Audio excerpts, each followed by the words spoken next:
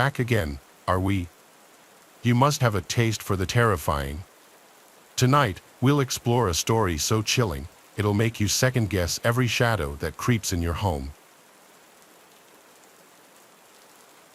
I was still in college when this happened. I went to a big party school in upstate New York. I wasn't in a sorority, but I attended a lot of the frat parties still. I had a heavy drinking phase in college, unfortunately, but I guess it's good that I got it out of my system. There was an upcoming frat party that my friends Verity and Ellie wanted to go to. I was not one to ever say no to a party unless I was already deathly hungover, and even then, I'd sometimes be known to still go out. I was living in a house off campus with 3 other girls. We were not a sorority house or team house or anything like that, just 4 friends renting a house together. I believe it was a Adam Sandler party that we were going to. The house was about 20 minutes away from campus. We pre-gamed pretty heavily at our house and then called an Uber, which we all split. On the Uber ride there, we pre-gamed some more, which was a recipe for disaster. By the time we showed up to the party, I was borderline blacked out. I barely remember the layout of that house. I'd never been to a frat party besides that night. It's weird, I have short spans of memory from that night. I vaguely remember the outside, that there were a bunch of frat guys standing out front of the house, and then I remember the DJ in the living room and the 2 beer pong tables in the kitchen. I was later told that I played beer pong with some random frat guy and ended up talking to him in a corner for a big chunk of the night. But after that, nobody knows where I went. I couldn't even tell you the last thing I remember before waking up sleeping on the grass on the side of the road. In a daze, my head was throbbing. I had to still be somewhat intoxicated. It was pitch black outside. I was laying by a bunch of trees, like a wooded area apart from the university. There wasn't much up there besides woods and the occasional little town. There were a couple of light posts further down the road, so I wasn't just laying in complete darkness. I patted down my pockets looking for my phone and had a meltdown when I realized my pockets were empty. I was also missing my crossbody bag. I had absolutely nothing on me and started to freak out. I couldn't even call for help, let alone check the time or where I was. I looked around the immediate area by where I was sleeping, nothing. My white shirt was stained with dirt, but that was the least of my worries. I started walking down the road closer to the light posts and began to realize there were no buildings in sight. I was on some completely random back road. I leaned on the light pole for a few minutes, wondering what to do. I decided I'd wait for someone to pass by and ask for help. It took a long time, though at least 20 minutes, before I noticed headlights down the road. I stepped out onto the road, waving my arms and jumping, trying to ensure I got their attention. The car slowed to a stop on the side of the road. I approached the car, and the guy inside rolled down the window. Once he asked me if I was all right, I told him I was stranded without a phone and needed a ride home. He told me to get in, and I did, making sure to let him know how much I appreciated it. He, of course, asked me about my predicament, how I found myself stranded on the side of the road. I told him I was at a party, and the next thing I remembered was waking up on the side of the road. In hindsight, I should not have said any of that. I should have been as vague as possible and not let this guy know that I got completely trashed and was vulnerable. He asked why I didn't call for help, and I told him I lost my cell phone too.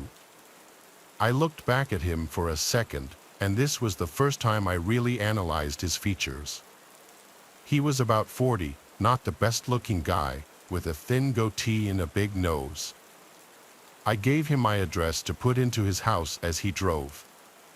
He put the address in and then I heard him say under his breath, "Okay, here we go."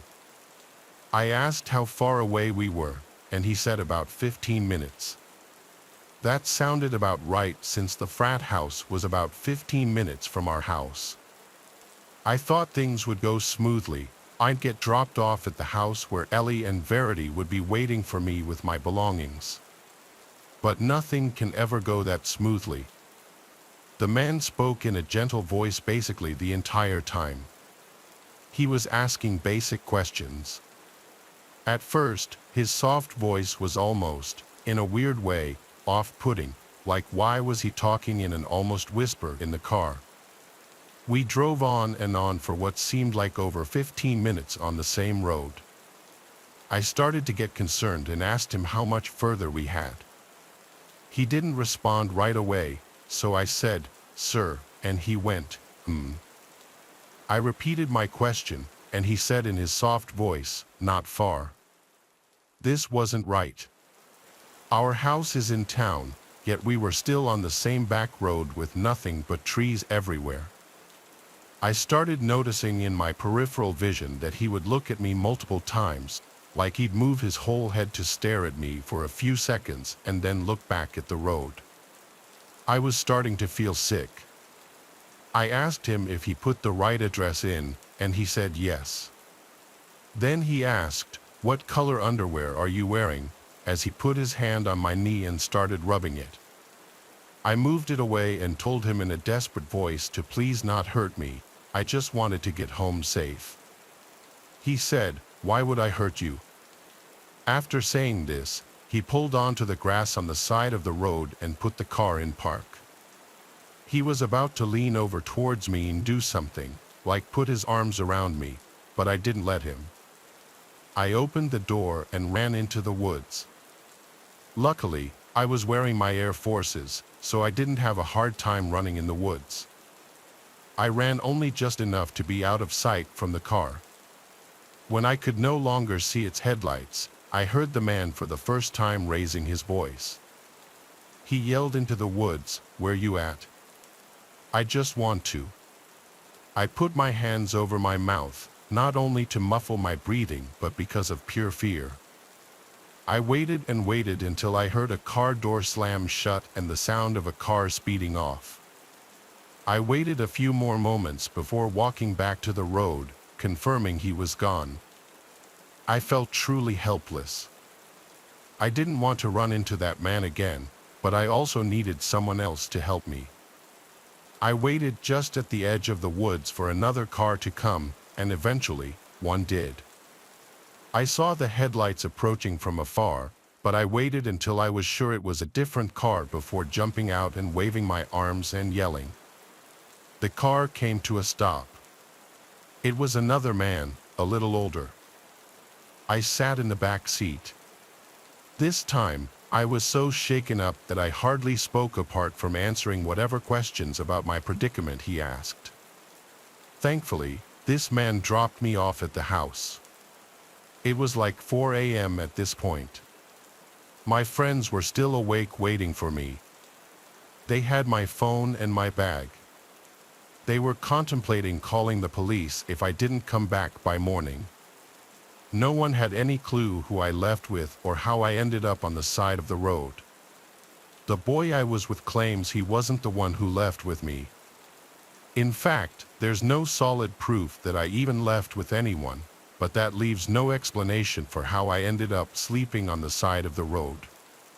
I cut back heavily on the drinking after this night and never want to be in a situation again where I have to hitchhike.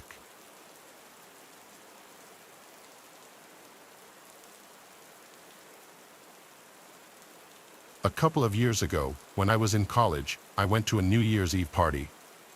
For a little bit of background, I'm a female and lived on campus but went home for winter break. My parents' house was only about an hour away from campus, and I had a few friends who went back to school early. There was going to be a New Year's Eve party at one of my best friends' houses on campus, so I went back there for it. First, I went back to my college apartment and then arrived at my friend's on New Year's Eve at about 5 p.m. I was one of the first people there, and we just kind of hung out until the other people came over. For a long time, It was a lot of fun, and a lot of my college friends were there, but like many college parties that I went to, things soon became a little bit out of control. A lot more people started to show up at like 10 p.m. or so. The college that I went to is a very large university. I'm not sure how many people attended, but probably well over 25,000 or 30,000. The house soon had a lot of people that I didn't even recognize in it. I was still having a good time, though, until this one guy came up to me. He was a man who looked to be in his 29-year-old and had a tall, somewhat muscular build. Now, he wasn't jacked or anything, but he also wasn't fat, he was just big. He came right up to me, seeming drunk, and started asking me questions about myself. We talked, but not long into the conversation, he asked if I wanted to leave with him. I said no. He kept asking, and I soon walked away. It was very crowded, and the guy followed me all around just about wherever I went. By that point, it was probably midnight, and I decided to just leave. I walked through the crowd of people and found my friends. I told one of them about the guy who was following me, and then I said I would be leaving. I tried to point him out in the crowd, but at that point, I couldn't find him. Then I said bye to my friend, and I left. When I first got outside, I thought that the guy had finally given up. I didn't see him, and I was walking back to my apartment, which was only a few blocks away. But when I started to walk down the street, I heard somebody leaving the house and turned around to see the guy. He yelled at me, asking me where I was going. I told him that I was going home, and he started to walk towards me.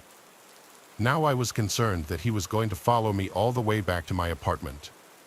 I tried to just ignore him and walk away and hope that he would stop, but he didn't.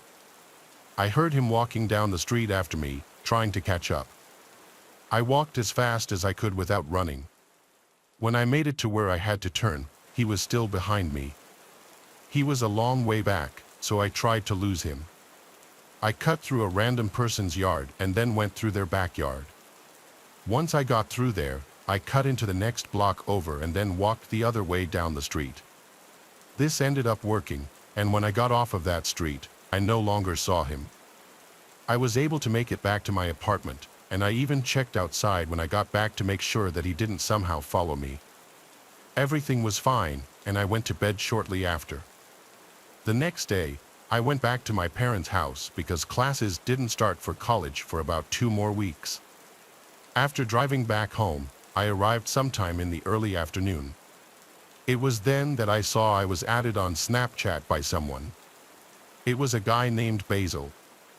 I didn't automatically assume that it was the same guy from the night before. My college was so big, and I knew a lot of people and didn't have all their snaps. To be honest, I got added by people on almost a daily basis, plus I didn't even recall this guy telling me his name the night before. But after the guy added me on Snapchat, he said hi to me, and I asked him who he was. He responded, saying we met last night, remember? That's when I realized it was the same person. Still, I asked him to clarify. He said he was at the party and then described himself. When he did, I blocked him. I wanted nothing to do with this guy because, after all, he had tried to follow me home. After that, he did not contact me, but the story doesn't end there. That night, I was at my parents' house in my bedroom. I noticed out of my window a car parked on the side of the road out front. It was kind of weird because our neighborhood was quiet, and everybody's houses had long driveways with plenty of space to park. Plus, the car was parked like 20 feet from our driveway. It was a very typical-looking sedan, but I couldn't see if anybody was inside or not because it was too far away. I decided to get up and walk over to the window to get a little bit better view. When I did, literally right when I got to the window, I saw the driver's door open.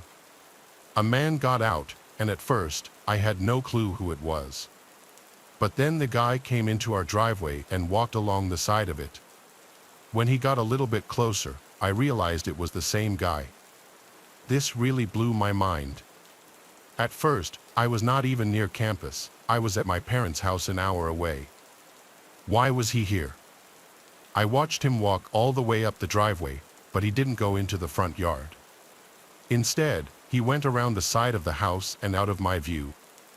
It seemed as though he was going into the back. I hurried out of my room and found my parents. I told them about the guy, and then I called the police.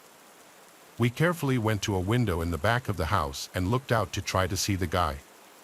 It was really dark back there with many opportunities for places for him to hide. We didn't see him, but we knew that he was back there somewhere. For the next few minutes, he remained hidden. Then the police arrived. They came to the front door, and we let them know that the guy was probably hiding in the backyard. Our property was searched, and the man was located. He tried to run away, but was caught before making it off of our property. It turned out that the guy didn't even go to my college. He had found my location through the brief time that he had me on Snapchat because my location was on. This is an experience that is still almost unbelievable to me to this day. I feel lucky that I noticed the car and saw the man get out. If I didn't, I would not have known that it was his car or that he was hiding in the backyard. What he planned to do, I'm not sure, but I'm glad that we called the police.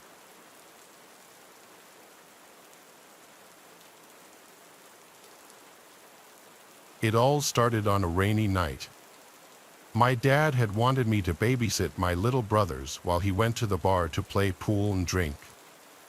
I'd gotten them to settle down for the night, and I decided to go order some food and chill, playing some CS while I waited. About 30 minutes had gone by and I was wondering why the hell my food was taking so long. I finally heard a knock on my door, and there was a rough-looking man who said he had my food. I tipped him and he went on his way. I closed the door and walked back to my computer, completely forgetting to lock it. If one of my protective friends hadn't said something while we were gaming, things might have gone a lot worse. Them asking to make sure I locked the door was a potential life-saving question, because in fact, I had completely forgotten to lock the door.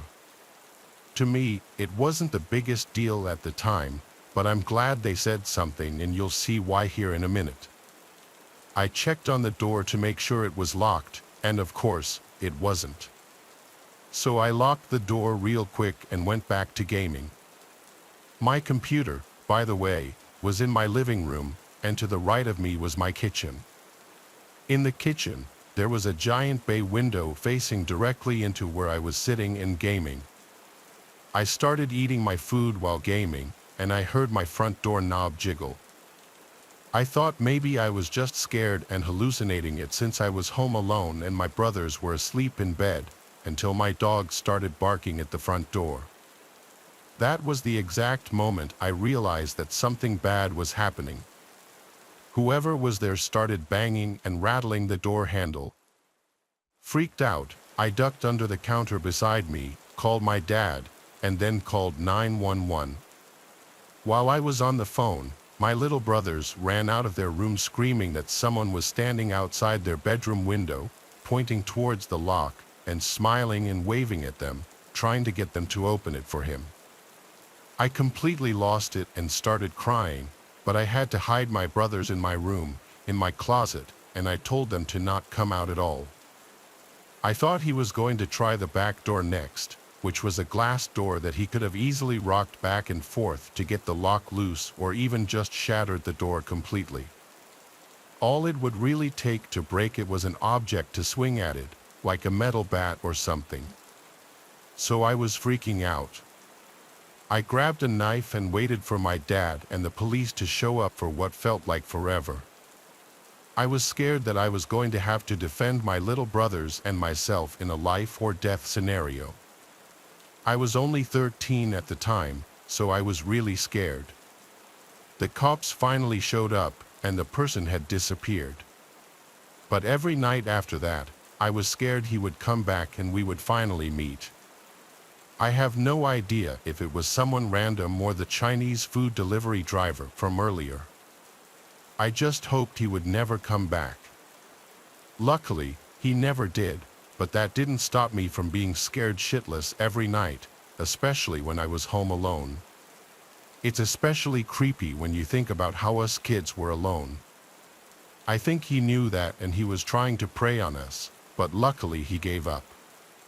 Hopefully, he heard me calling the police or something, and that's why he ran. I guess we'll never really know for sure.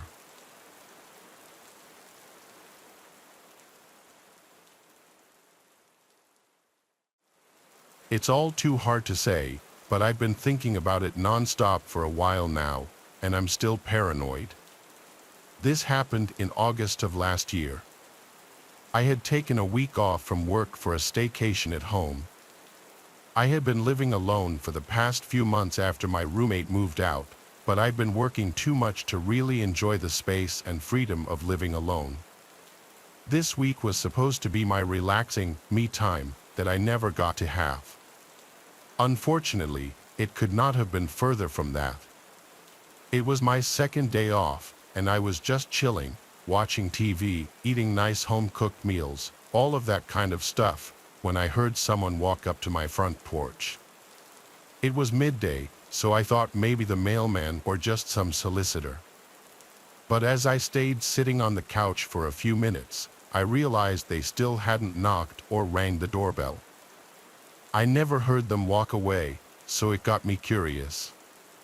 I got up and went over to the door to look out the peephole. Sure enough, someone was still on my porch. It was a man looking to be in his mid-30s, wearing a light sweatshirt and black jeans. He wasn't in front of the door, though. He was off to the side, looking around like he was searching for something.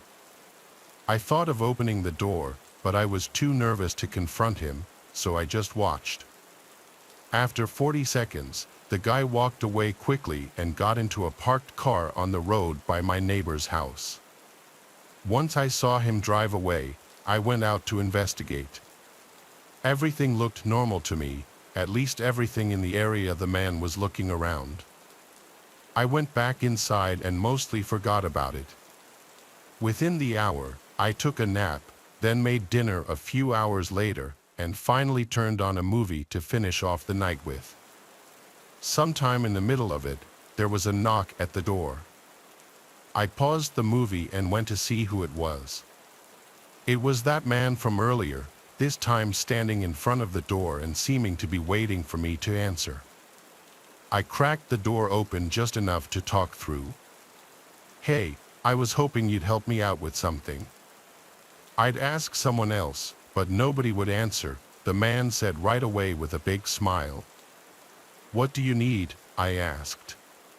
He went on to tell me this elaborate story about his car.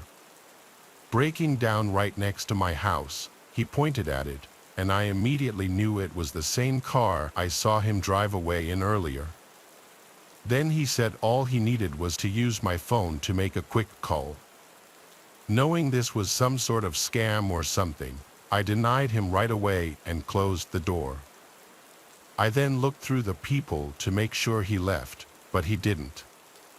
His face grew excessively angry, and he banged on the door again. I yelled through the door that I'd call the cops if he didn't leave.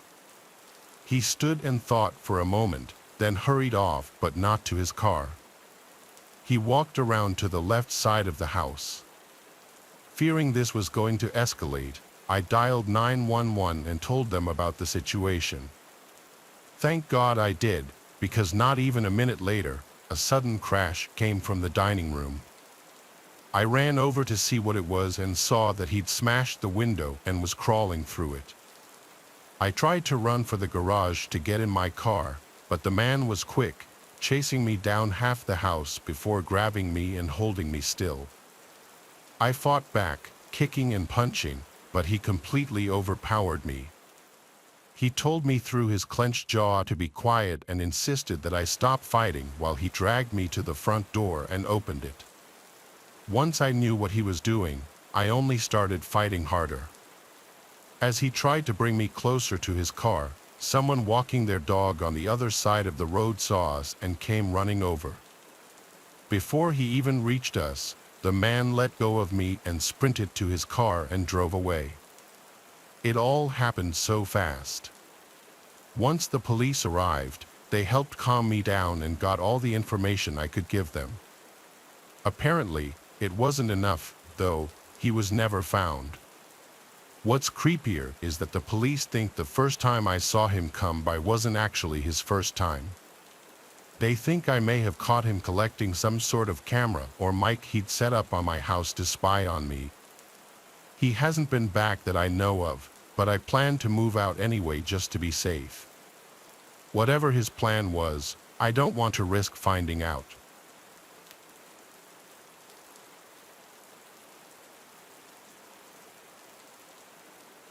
I'm sure you've seen some of the more modern videos online where truckers document their daily routines and provide tips for each other. Or maybe you haven't, but being as I'm on the younger side in this industry, every time I open TikTok or YouTube Shorts, that's all I see. I won't get into it, but I had to drop out of a pretty prestigious university for some personal reasons, and people always tell me I could have been more than a trucker. It's honestly not a bad gig though. I've been making deliveries for north of 2 years. Obviously, the only strenuous part of the job is the long hours. You can never truly gauge how the isolation will affect you without experiencing it firsthand. My only advice would be to make peace with whatever demons might be lurking in your subconscious, because they'll definitely eat at your brain in the lonely hours. That's what happened to me anyway. This happened to me 3 months after getting employed by my first company. I was basically as new in this trade as one could get. I was driving from southern New Jersey to Lafayette, Indiana, a 12-hour drive. 12 hours driving might not seem that crazy, but factor in the fact that I had just completed an 8-hour trip, and that should put things into perspective. I wanted to get deliveries done as quickly as possible, so I opted to drive through the night. I get to Lafayette just before 3 a.m. Things were going smoothly.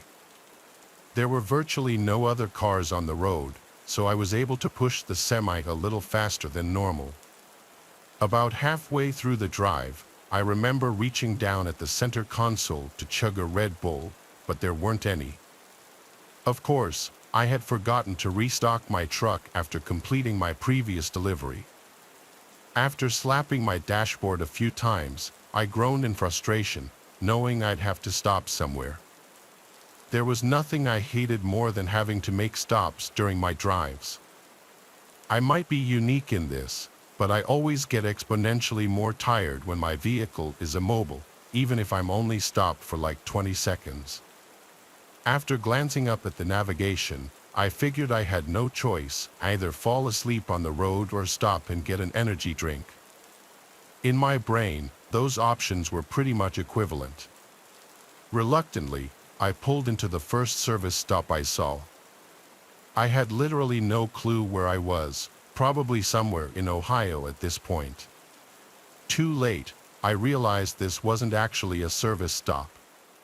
It was what looked like an abandoned gas station and a repurposed convenience store. Not sure if there's any better way to describe it.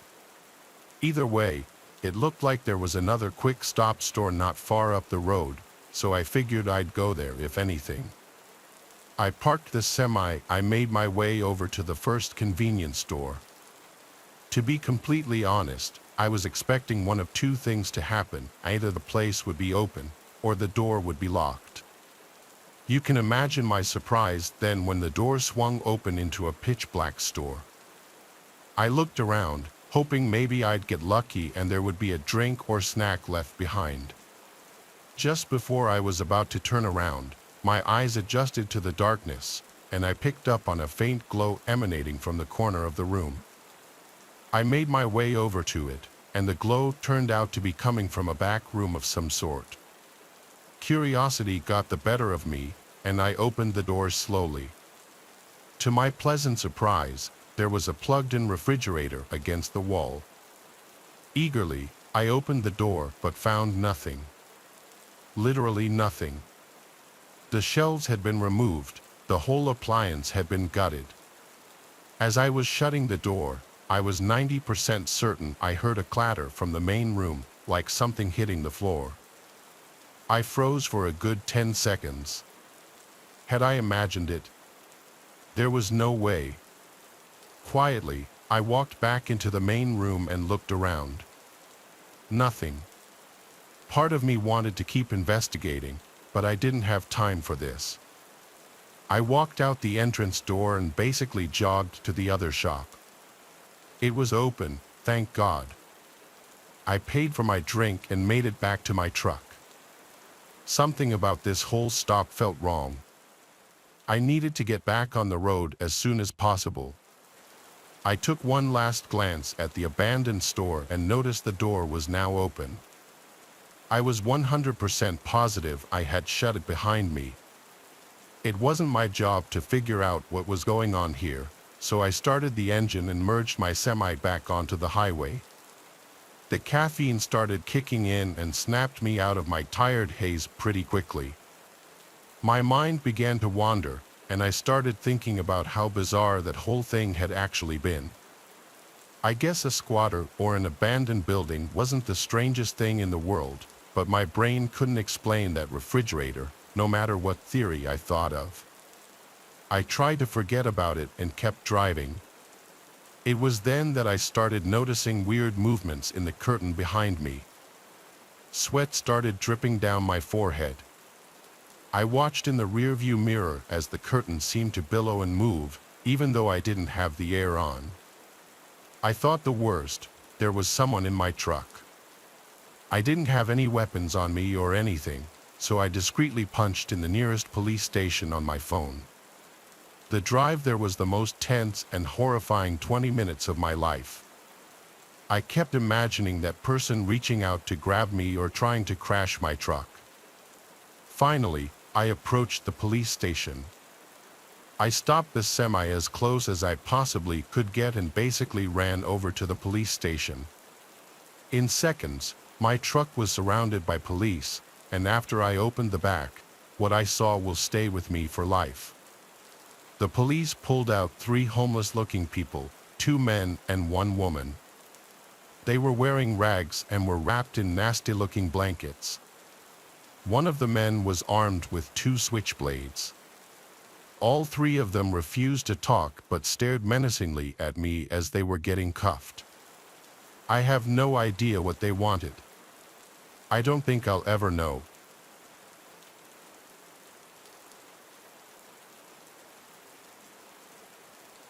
About 7 years ago, on my way home from my parents' house, I experienced something truly terrifying.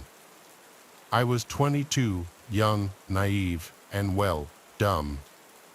I had just moved into my first apartment, becoming the first in my family to leave our sleepy old train town. I visited home every Sunday to see my family, do laundry, and enjoy Sunday dinner. I lived about 45 minutes up the highway, so I generally headed home by 6 p.m.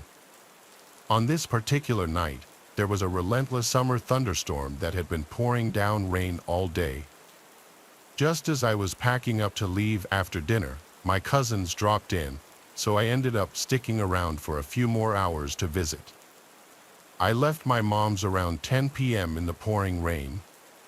This was the first time after moving out that I encountered something that truly scared me.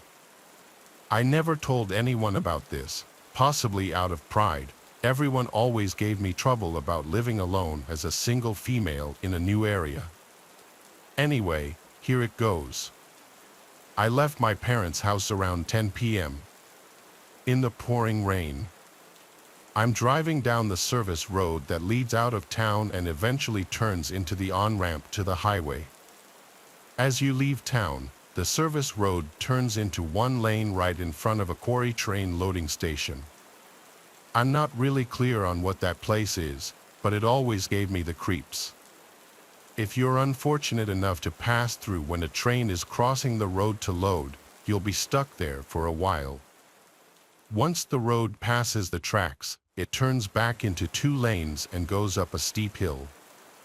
As I'm approaching the quarry, I can make out the orange lights on a red cab 18-wheeler sitting in the quarry parking lot.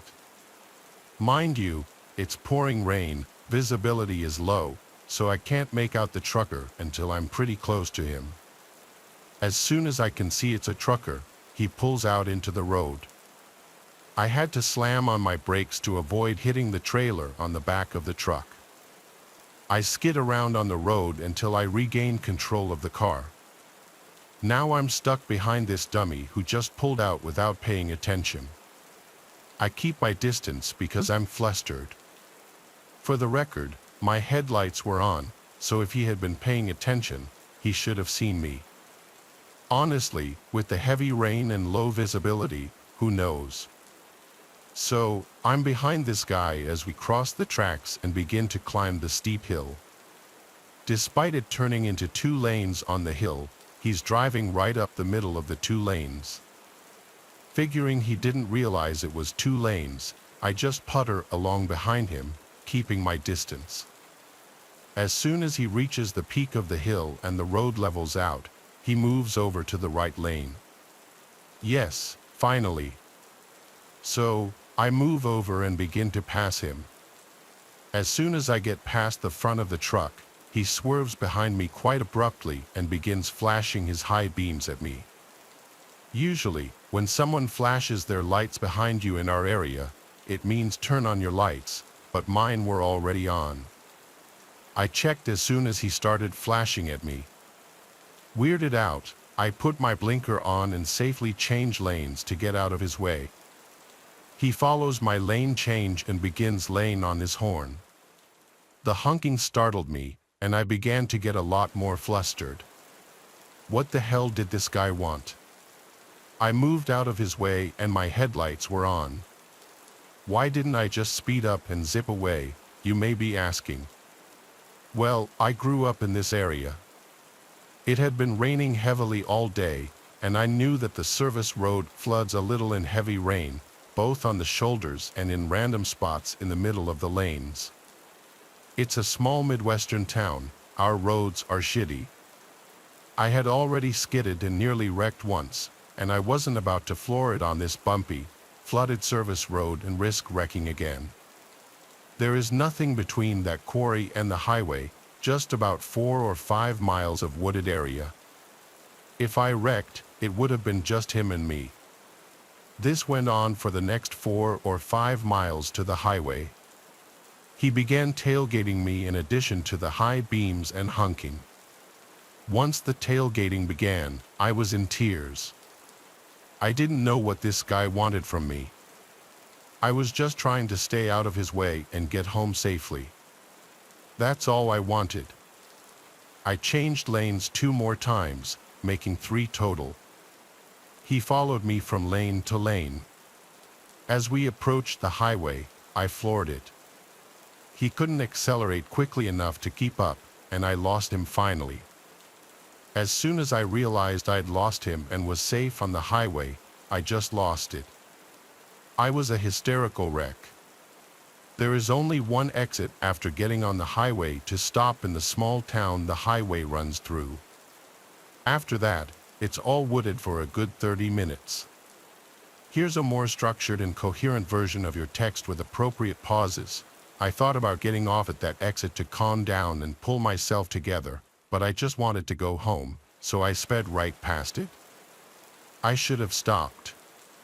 Once the city was no longer visible in my rearview mirror, I felt much calmer.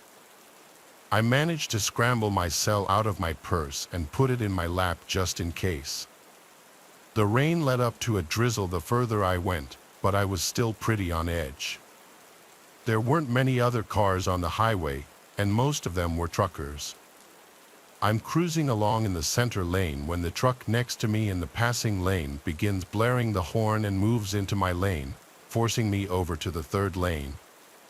He continued moving over, nearly forcing me off the highway. I sped up and changed lanes right in front of him so that I'm back in the center lane. I slowed down until I was in line with the front cab. I double-clicked the home button on my phone, camera shortcut, and rolled down my window, starting to take pictures of the cabbie. I think the flashes made him realize what I was doing, and he began slowing down until he was behind me again. I got a lot of pictures. I sped up and lost sight of him behind me. I was satisfied I managed to get pictures, but I was so angry at this point. I pulled over onto the shoulder of the highway and waited for him. I just wanted to get behind him so I could get a picture of the license plate and report this. Sadly, he was on to me for sure. I noticed headlights behind me a long way back, but behind me nonetheless, on the shoulder of the highway. I waited, keeping an eye on the truckers passing me by, just to be sure I didn't miss him.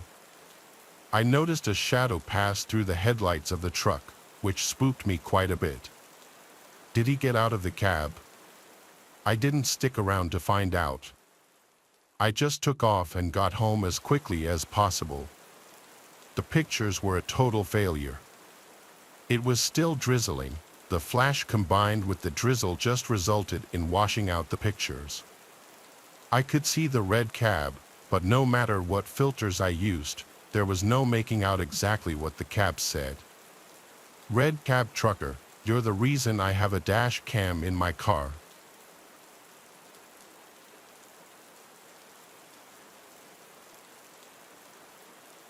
We were hitchhiking through Europe, my then boyfriend and I, and on our way back home, a truck driver picked us up. We had had a few weird encounters on our trip before, but we had been on the road for about a month, and nothing really scary happened until we met this guy. He was a young guy, about 25, quite regular, spoke English okay, and had been away from home for a long time. I was a bit younger, with my boyfriend being around his age. My boyfriend was tired, so he took a seat on the bed in the truck and wasn't really trying to hold a conversation. During our trip, we switched turns as I usually do when I hitchhike with someone. One person talks with the driver, and the other relaxes in the back, so I was in the passenger seat. I think my boyfriend was even dozing off a little bit when the driver started complimenting me and asking about my boyfriend. It was still fine, nothing too weird, and I was just trying to talk to be good company. As we moved on, I started to feel a bit uncomfortable, but I didn't let anything on and only told my boyfriend that we should find truck drivers from our country to make the last part of our trip in one go. I translated this to English immediately because the truck driver became agitated and suspicious of what I was saying. I explained that we were really tired and our plan was to find our truck drivers before he had to take a long break so that we could continue traveling without interruption. We stopped for a short break at a gas station, and my boyfriend decided he was going to look for another truck driver in the parking lot, leaving me with this guy alone. Damn, the truck driver came on to me real hard, and I was scared shitless and didn't fight back.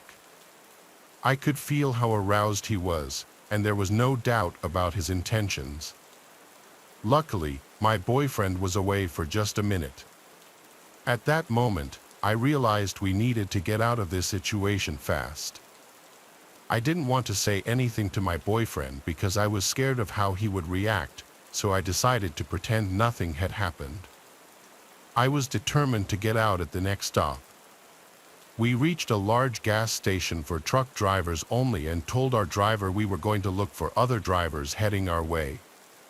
During our trip to this station, this guy got in touch with another driver, saying he could also take us, maybe one at a time. Damn, I thought, now he's planning a threesome. When I was finally alone with my boyfriend, I remained calm, hinted at what had happened, and insisted that we not stay with this driver no matter what. It took us about 5 minutes to find a group of truck drivers from our country.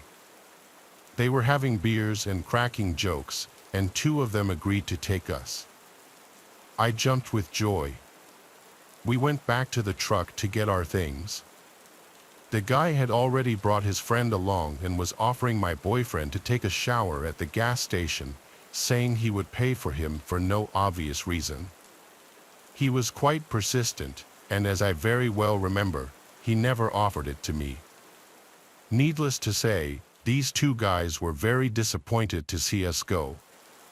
I still remember how they were looking at me when I was taking our backpacks from the truck. I have never told my ex-boyfriend the details. I was just lucky that we got away from that truck driver, and I think he has never realized how bad the situation was. At that time, I was playing it cool the whole time, but inside, I was shaking.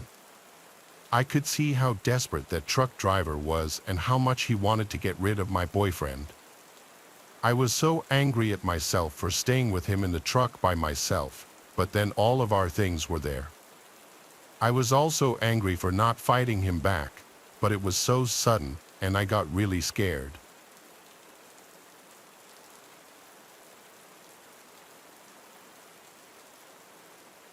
My island on June 28, 1947, Captain Tony, who worked as a harbor patrolman officer in Ireland, was on patrol with his 2 rookies, his son, and his dog.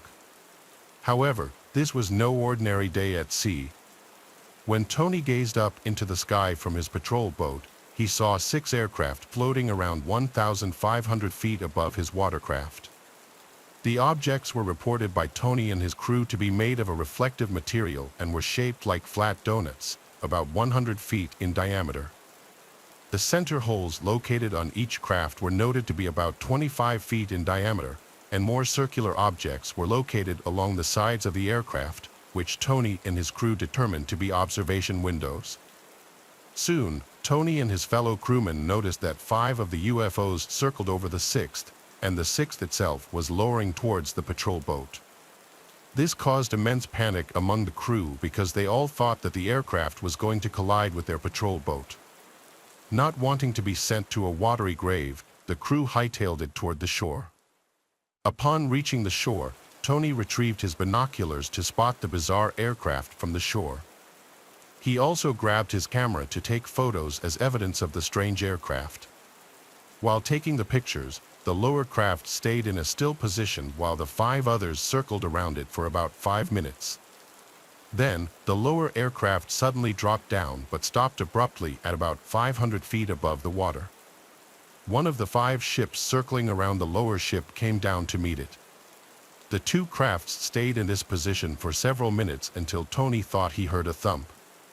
Instantaneously, more thumps followed, and Tony, using his binoculars, saw that the middle aircraft was dropping what Tony suspected to be newspapers from the inside of its center hole as it swiftly approached his watercraft.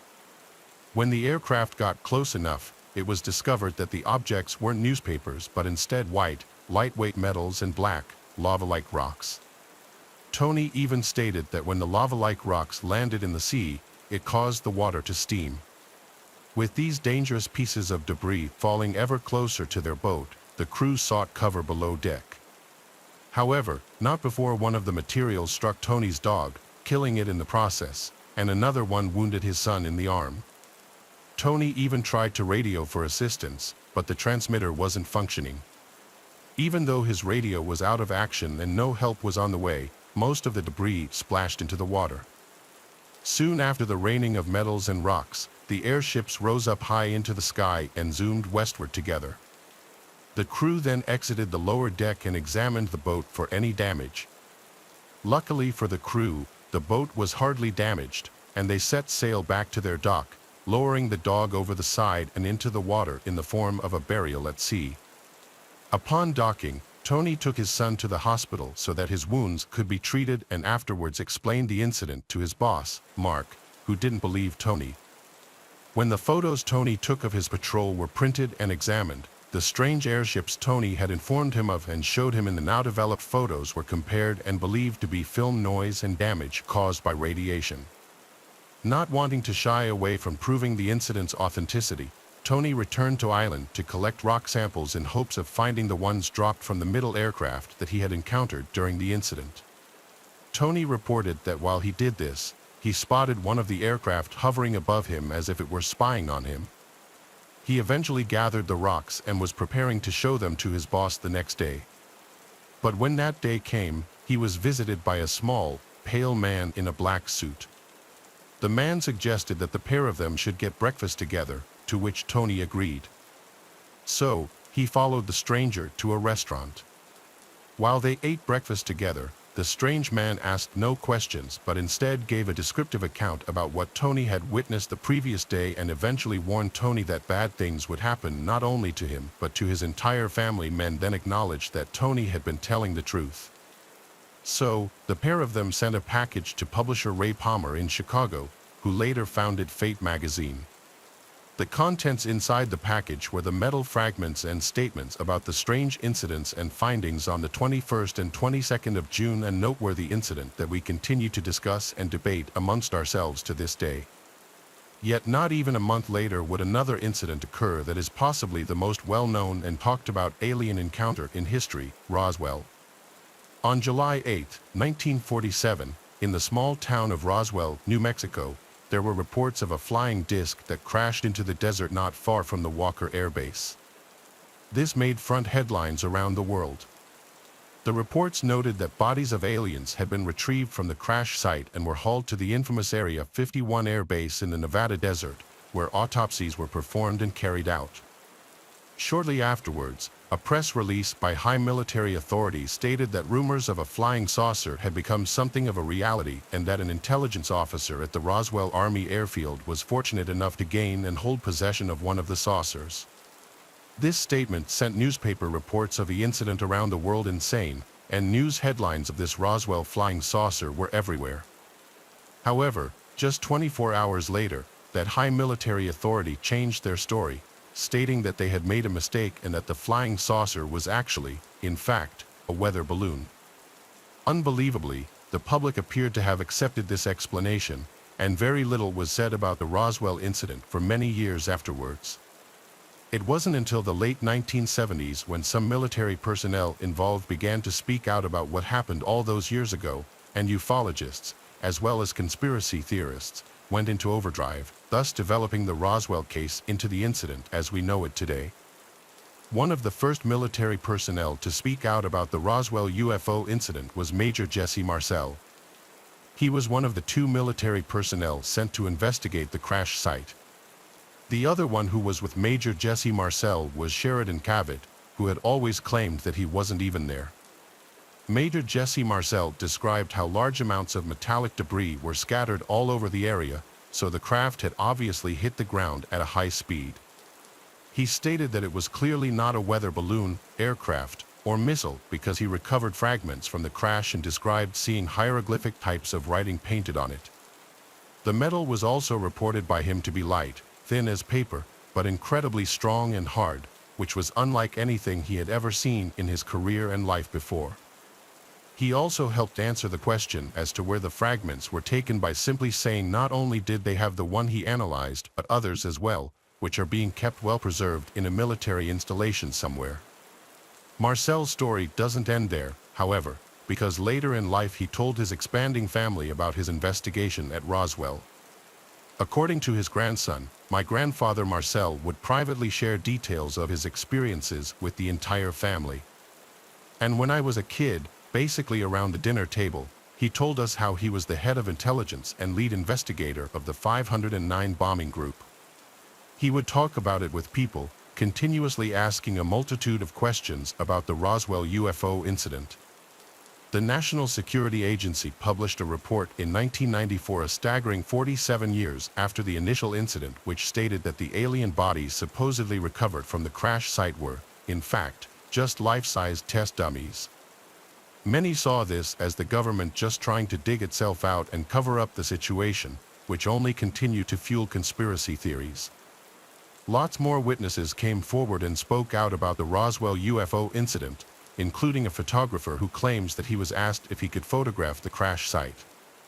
He explained how he was asked to take photos inside a dark-tinted area where he observed 4 identical bodies with humongous heads and shadowy skin. After taking the pictures, he was debriefed and ordered to forget everything he noticed at the crash site.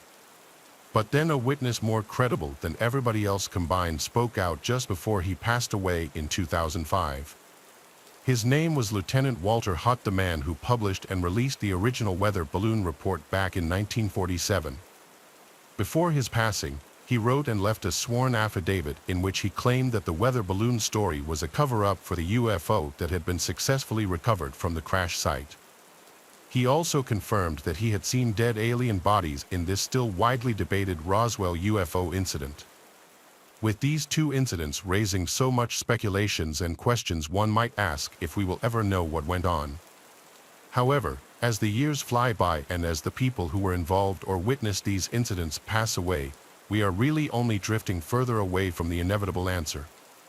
So until the government sheds light on this mystery or the next incident does that for us, we can only continuously marvel at the fact that these two instances combined have been not only the gateway to extraterrestrial debates as we know them today, but also might just be the biggest government cover-ups in history regarding human contact with alien and otherworldly beings. Though these two events are the most widely renowned encounters with extraterrestrials, thousands of encounters have been reported throughout the world to the present day. I never told anyone this story because I never thought they would believe me. I was home alone one evening and had gone to sleep for the night. I lived with my significant other and two indoor cats, but she was out of state traveling for business.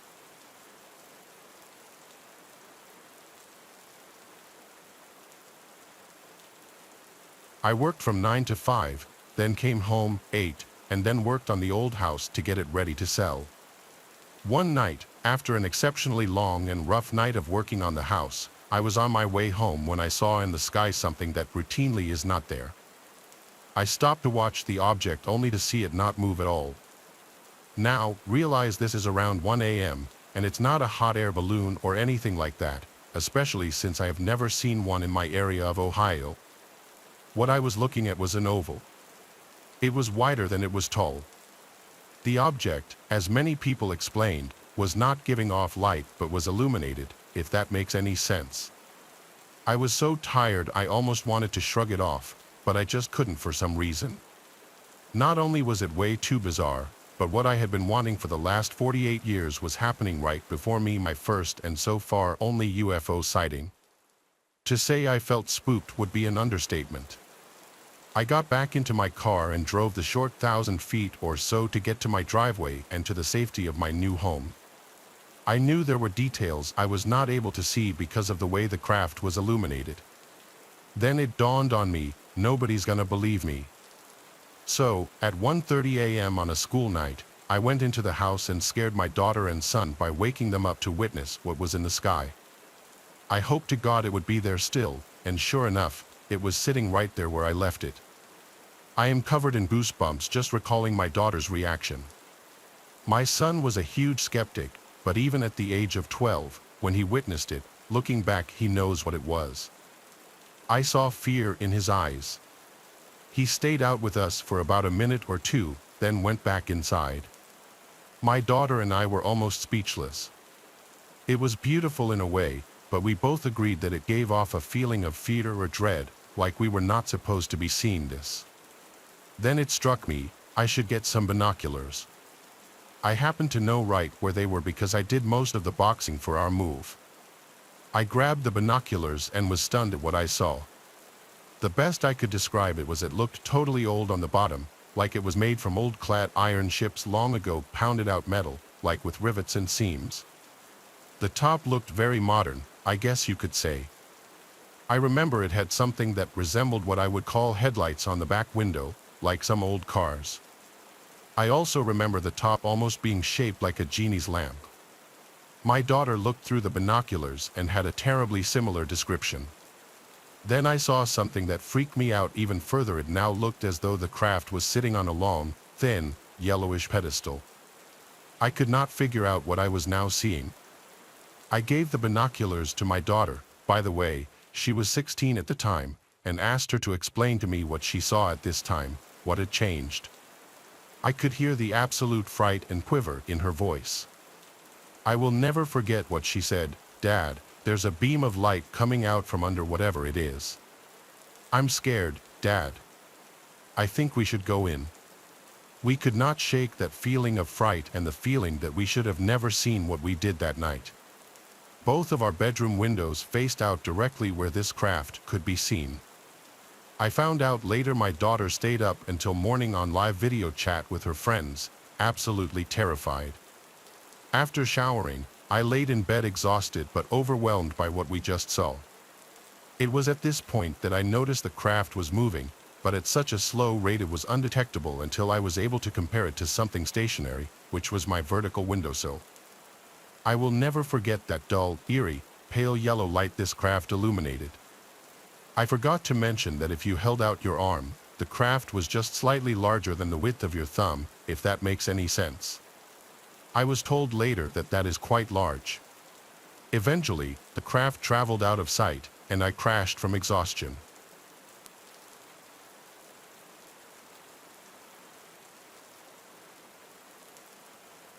It was late afternoon, and I was probably around 10 years of age at the time.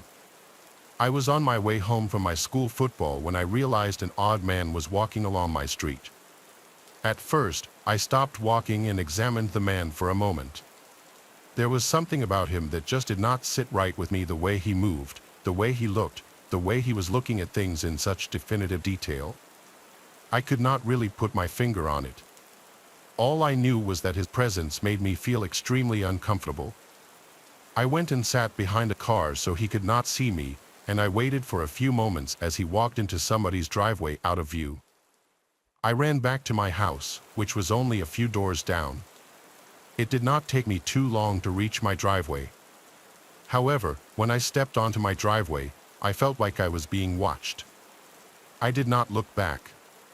I rushed into my house to tell my mom and grandparents what I had just seen. Of course, they just brushed it off and made an excuse for it to not be some kind of alien man. I could not be bothered to stand around and try to convince them, so I went up to my room and stared. I stared out the window for a while, and then there they were. My window looks out into the driveway, so I could see him clearly. He was tall, maybe 6'5" or so, and extremely skinny. His neck was abnormally long, and his shoulders were narrow.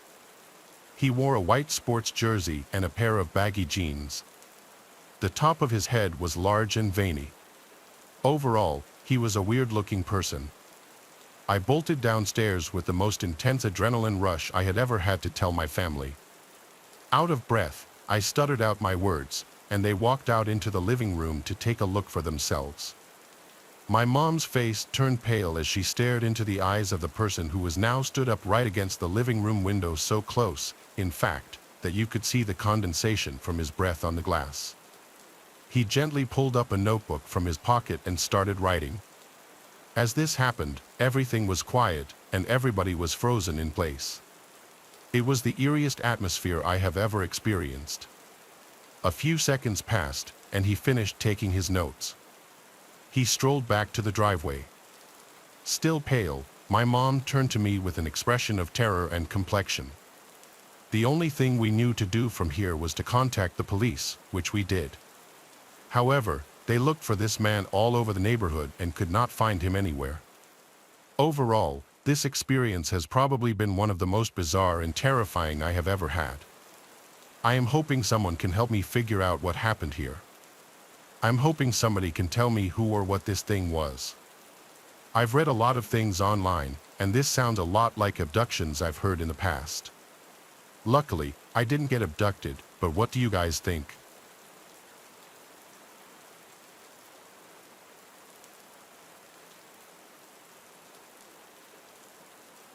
This is the story of my freshman year in college. I went to a smaller university. There were only a few thousand students that attended it, so the campus wasn't very large. But I liked that about this place.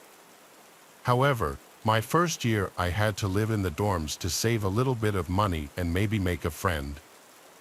I chose to have a random roommate. This decision backfired.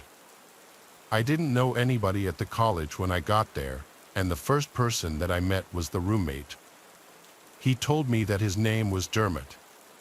Dermot was a strange guy overall. He was rude, unfriendly, and he never left the room other than to go to class. He was not at all the type of person that I would normally hang out with, and by the second week, I had given up all hope of being friends with him. I had a TV and a PS4 that I brought with me to school, and Dermot said that I could never use it because it bothered him. He also demanded that all lights be off after dark. I tried to reason with him once, but he threatened to report me to the dean of students. I wasn't scared by the threat. I didn't really think they would do anything. But I would rather just try to get along with my roommate instead. I would do my studying in class buildings around campus. I made other friends at college pretty quickly, and when I was talking with them about Dermot one day, they suggested that I get a new room. I hadn't even realized this was an option until they told me, so I put in a request to get my own solo dorm room. I was told that when one came available, they would contact me. About 2 weeks later, so now about a month and a half into the school year, I was contacted. I was told that I could move into a different dorm building that was across the street. This building was a little bit newer and nicer. It had a room that was available, and I accepted it. I decided not to even tell Dermot. I didn't know if he would be happy or sad about it, but I didn't want him thinking that I hated him or something. So one day, when Dermot was gone at his classes at a time that I didn't have class, I packed up all my stuff and just left without saying a word. My entire half of the room was now gone. I moved into my new building and got my new room. It was so nice to finally have a place all to myself. I could watch TV, play PlayStation, and not have any complaints. I could even have my friends over to hang out.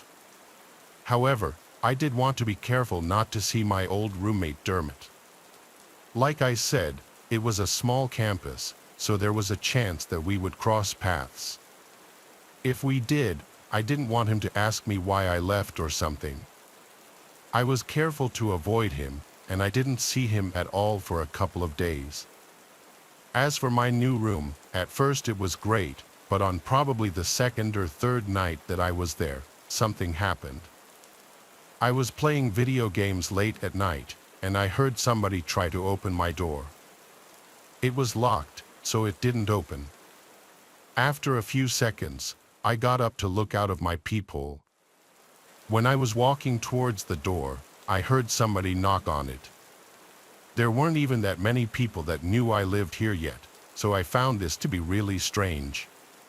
When I got to the door, I saw Dermot standing there. I did not want to answer it, and I quietly moved away from the door. He knocked one more time, and I didn't answer that either. I was really creeped out. I mean, how did he even know that I lived here? I didn't tell him, and I wasn't friends with him on Snapchat or anything where he could see my location. This was really strange. I went back and looked like 15 minutes later, and he was finally gone. I didn't know why he came here. There was no reason that I could think of. Well, the next morning I got up and had to go to class. When I left my room, I walked down a couple of hallways to get to the front of the building.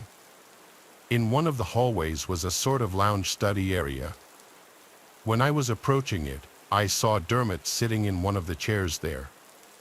I couldn't believe that he was in my dorm building. He didn't live here. I didn't know what he was doing. I turned around and left out of another exit. I thought maybe he was following me. It was really, really strange. Later on in that same day, I was walking on campus, and I happened to notice him again. There were a lot of other people walking around, and I saw him a ways behind me. I walked back to my dorm building, and he seemed to almost follow me there. He wasn't walking close enough to follow me inside or anything, but I was very suspicious when I noticed. I got back in my building and was wondering what this guy's problem was.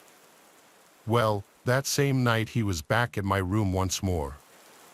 I was up late, and he tried entering. It was locked like always, and he then knocked on the door. This time it was louder than before.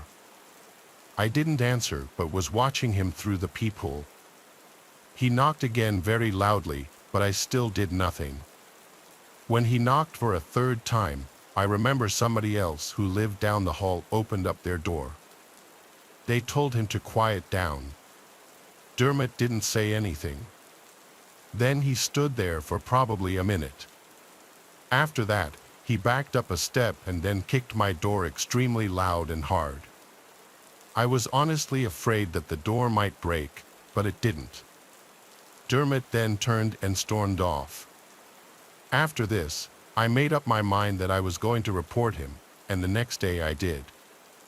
Somebody must have talked to him or something because I stopped seeing him after that, and he did not return to my room. I was still very suspicious that he would follow me around or show up again or something for like a month, but luckily he didn't. A while after this, I met somebody that used to know him. They weren't really his friend but had several classes with him. They told me that he had dropped out and also said that his name wasn't even Dermot. None of these things really surprised me. I'm not sure why he gave me a fake name, but he was a weird guy. Looking back, I'm really glad that I moved out when I did.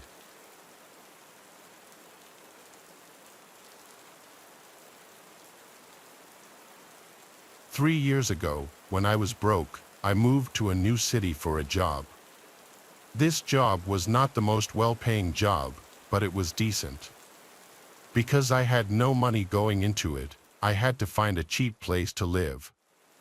I ended up going on Craigslist and finding a roommate there. I know that sounds sketchy, and the truth is that it is sketchy because the guy that I was roommates with was weird. At first, he seemed normal enough, but I never actually met him in person until I moved into the apartment. We had a 2-bedroom place right outside of the city. My roommate's name was Bellamy, and he was thin, had longer hair, and was about my age. The apartment that we got was not very nice. It was located in not the best neighborhood, and the building was old and a little bit run down. We had a living room, a small kitchen, and then a hallway where Bellamy's room was at one end. The bathroom was sort of across from Bellamy's room, and then my bedroom was at the other end of the hallway. I knew that living with Bellamy would be temporary, and as soon as I had enough money to move to a better place, I would. After meeting Bellamy and moving in, he just seemed a little bit strange.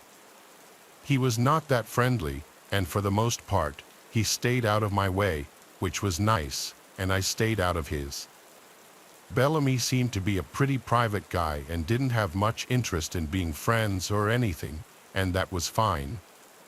One thing he did, though, was forget to lock the main door of our apartment. There were like 5 different times where I know I locked the door, and then I would see it unlocked. I tried to talk to him about it once, and he kind of blew me off. This made me kind of mad because many times I would get up to use our only bathroom, which was right across from Bellamy's room, so I would have to walk by his door to use the bathroom. Bellamy would be in his bedroom when I was going to use the bathroom. A lot of times when I would start to approach, I would literally hear him locking his door. It was like he was afraid that I was going to try to go into his room, so he was locking it. I never once tried to enter his room. I never even knocked on his door, so it was annoying how he would always do that but seemingly forget to lock the front door of the apartment that we lived in. I would have liked to have the front door locked all the time. Luckily, though, my bedroom also had a lock on it. One night, I was sleeping but woke up in the middle of the night. The first thing that I remember after waking up is that I heard somebody right outside my bedroom door. My heart started racing, and I didn't know what to do. Whoever this person was already inside the apartment, probably because Bellamy left the door unlocked. I then heard this noise, like somebody was messing around with the lock on my door, maybe they were trying to pick it. This went on for like a minute, but luckily they didn't get in. I got my phone that was next to my bed and called the police. Then I turned on my bedroom light. When this happened, I heard whoever it was moving away from the door and seemingly back out towards the living room. I didn't leave my room until the police arrived. By then, I hadn't heard anything in a long time. I finally left my bedroom and saw that our front door was left unlocked again. The police came in and searched the place. While this was going on, Bellamy left his bedroom, apparently woken up by the motion. He said that he didn't see or hear anything. The police didn't find anybody and nothing was stolen or missing. I even remember when the police were there, Bellamy loudly said to me, "Are you sure you weren't dreaming the whole thing?" I found this comment to be a little bit rude because I knew that I wasn't. The police also heard him, and I didn't want them to think that I was just imagining the whole thing. The police advised us to keep our door locked, and then they left. After they left, I remember Bellamy asking me why I called the cops. It was like he was annoyed that I did. I said because he left the front door unlocked and somebody broke in. Bellamy claimed that he didn't leave it unlocked and said that our lock must be faulty, but I didn't believe him. I mean, somebody broke into our apartment and tried to get into my bedroom, and Bellamy just seemed annoyed by the whole thing. He didn't even seem that concerned. After that, we both went back to our rooms, and I went back to bed. I really couldn't wait to move out of there. Soon, I would have enough money saved up to do so. Several days went by and everything seemed to be going normally. Then one night, I was in my bedroom again. Now usually, I would hang out in my bedroom and then go to the bathroom and brush my teeth. Then I would return, lock my door, and go to sleep. That was my nightly routine. So, on this night, I believe it was a Friday because I didn't have work the next morning. I know that because I was staying up much later and watching YouTube videos on my phone. It was past the time that I usually went to sleep. I think it was after midnight.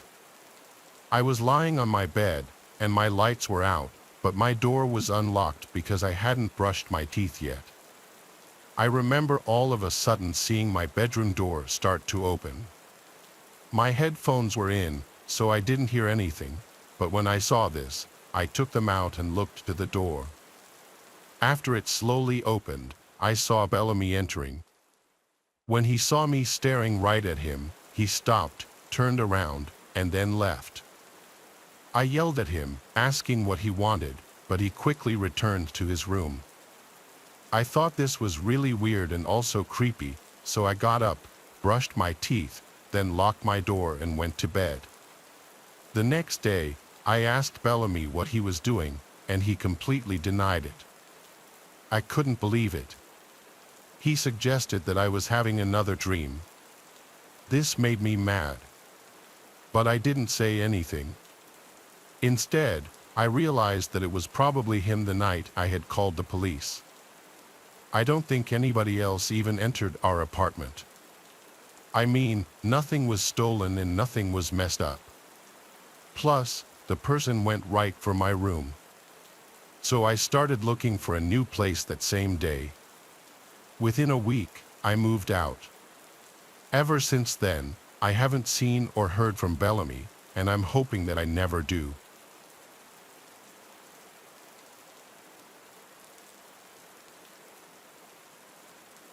It was my junior year of college. I had moved off campus into a student apartment building. My roommate was sort of assigned to me by the school in the sense that he was just someone else who needed someone to live with. His name was Arlo, and he seemed like a nice guy at first. He was friendly and polite, always smiling and making small talk. But as the days went by, I started to notice strange things about him, little quirks and odd behaviors that made me feel uneasy. It started with the way Arlo would always linger in my room, asking pushy questions about my personal life and poking around my belongings as if he were way too comfortable doing so. At first, I brushed it off as harmless curiosity, even if I found it kind of weird. But the more I thought about it, the more it bothered me. Then there were the sounds I would hear coming from Arlo's room late at night, talking and shuffling noises that were slightly concerning. I tried to ignore them, telling myself it was just Arlo watching TV or talking on the phone, but deep down I knew something wasn't right. One night, unable to sleep because of the strange noises coming from Arlo's room, I decided to investigate. I crept silently down the hallway and pressed my ear against Arlo's door, straining to hear what was going on inside. What I heard was just weird.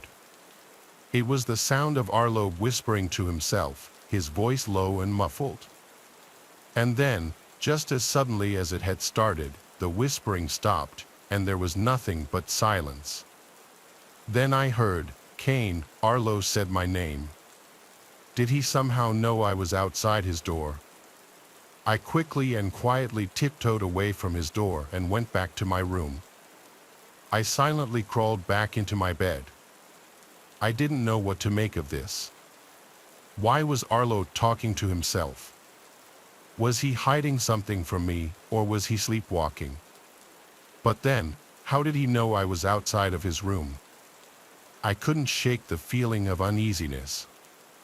The next day, I kept thinking about the night before.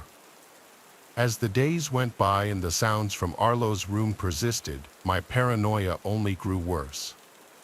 I couldn't shake the feeling that Arlo was hiding something from me. Arlo's behavior also became stranger. I started to notice little subtle changes in his behavior, like he would make strange glances at me, and his movement seemed a little furtive. One night, I woke up at some off hour in the night and heard Arlo's whispering voice from outside in the hallway, like right outside my door. It was genuinely freaking me out, and I was wondering if he was sleepwalking. I went to the door and put my ear up against it, and like last time, the whispering stopped. Then Arlo once again said, "Kane." This time I replied and said, "Yeah, you good?" He didn't respond. I just heard his footsteps walk away to his room. The following night, I woke up to the sound of my bedroom door closing. I heard Arlo's footsteps walking away in the hallway. This was getting out of hand. The next day, I decided to confront him about his potential sleepwalking. I told him I'd been hearing him walking around late at night and heard him close my door last night. I then asked him if he had ever been known to sleepwalk or have any kind of sleeping disorders.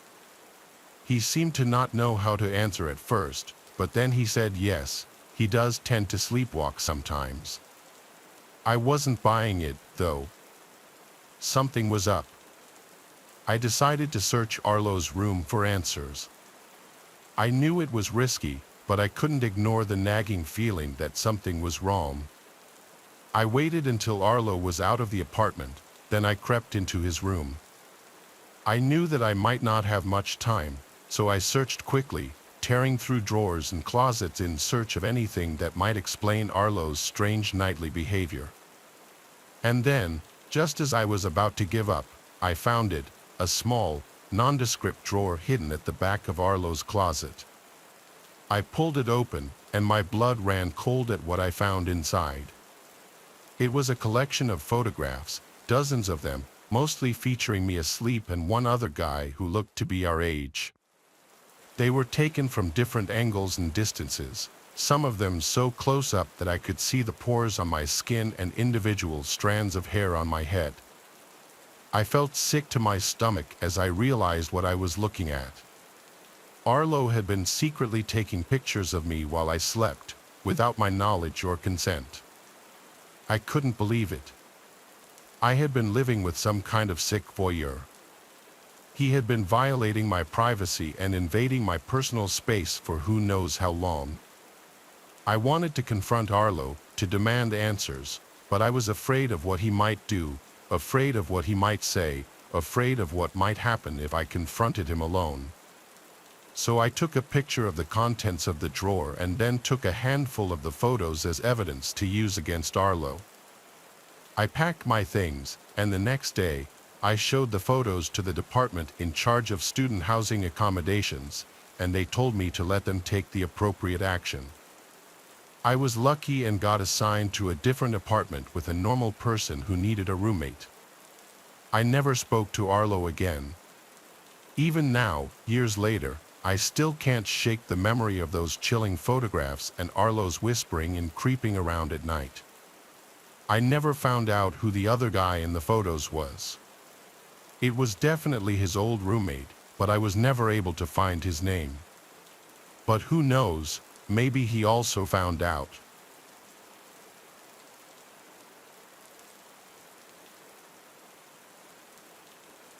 I was about 13 to 14 years old at the time, and it was around the 4th of July.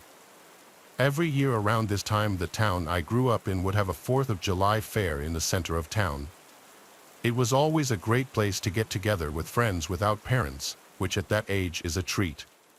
So a few of my friends and I were walking around the fair just hanging out. It was super hot that day, the middle of summer and all, and we were all in tank tops and shorts, mind you. We were still prepubescent at this point. We all blossomed a bit later. So as we stop in front of a carnival game, I turn and see this man, probably mid-30s, in a full cycling gear with sunglasses on. Not weird, there's plenty of cycling enthusiasts in our town. The thing that grabbed my attention, however, was that his hand was down his pants. Me being a naive 13-year-old girl at the time, I laughed and just thought he was adjusting his tight biker shorts or something. As we walked away, I whispered to my friends to check out the guy fixing his shorts, and they looked and also found it funny. We carried on with our day and forgot about the man. Eventually, I don't really remember who approached us specifically, but an older friend of ours told us to get on the sidewalk immediately. When we complied, she told us that the man in the biking gear had been following us around the fair. We were kind of behind a lot of the carts, so we weren't in the main part of the fair where everyone could see, and continued to have his hand down his pants, masturbating as he was following us. Someone obviously called the police and arrested the guy. I heard later that they searched his car and found porn inside and a few other suspicious items, but I never heard any more about him or who he was. My friends and I never really mentioned it after that as well. I don't think we fully grasped the situation at the time and just kind of blocked it out. I mean, still to this day, almost 10 years later, it makes me squirm when I think about it. Let's not meet again ever, creepy cyclist.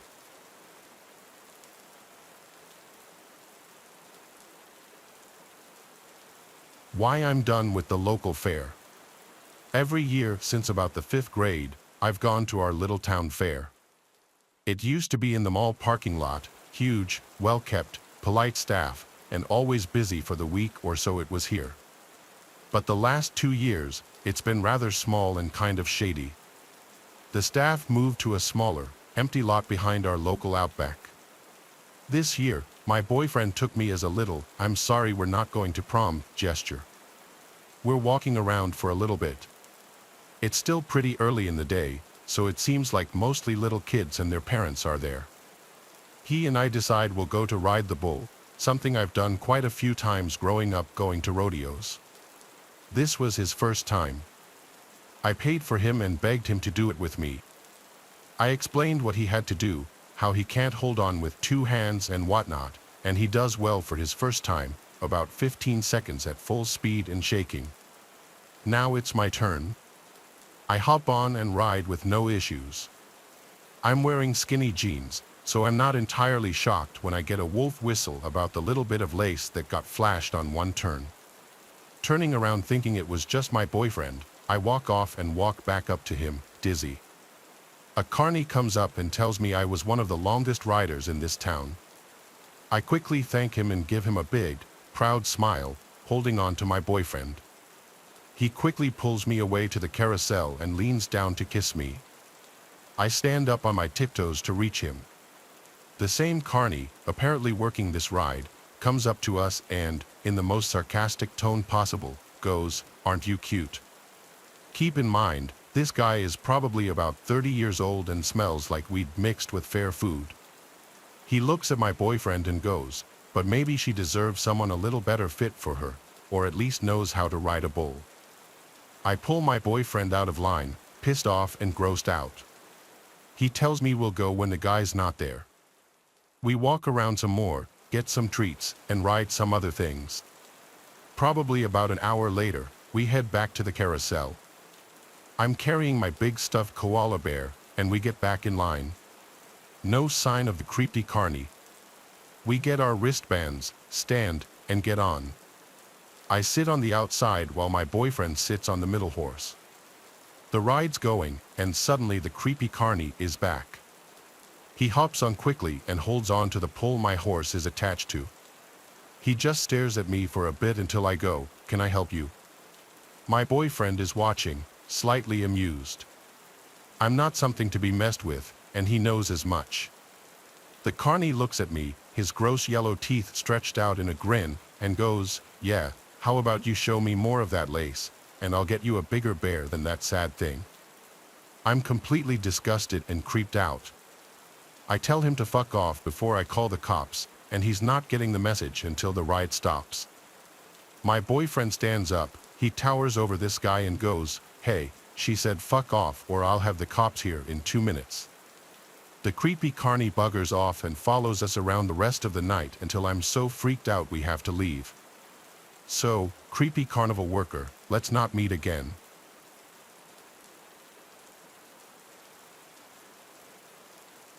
I hate carnivals.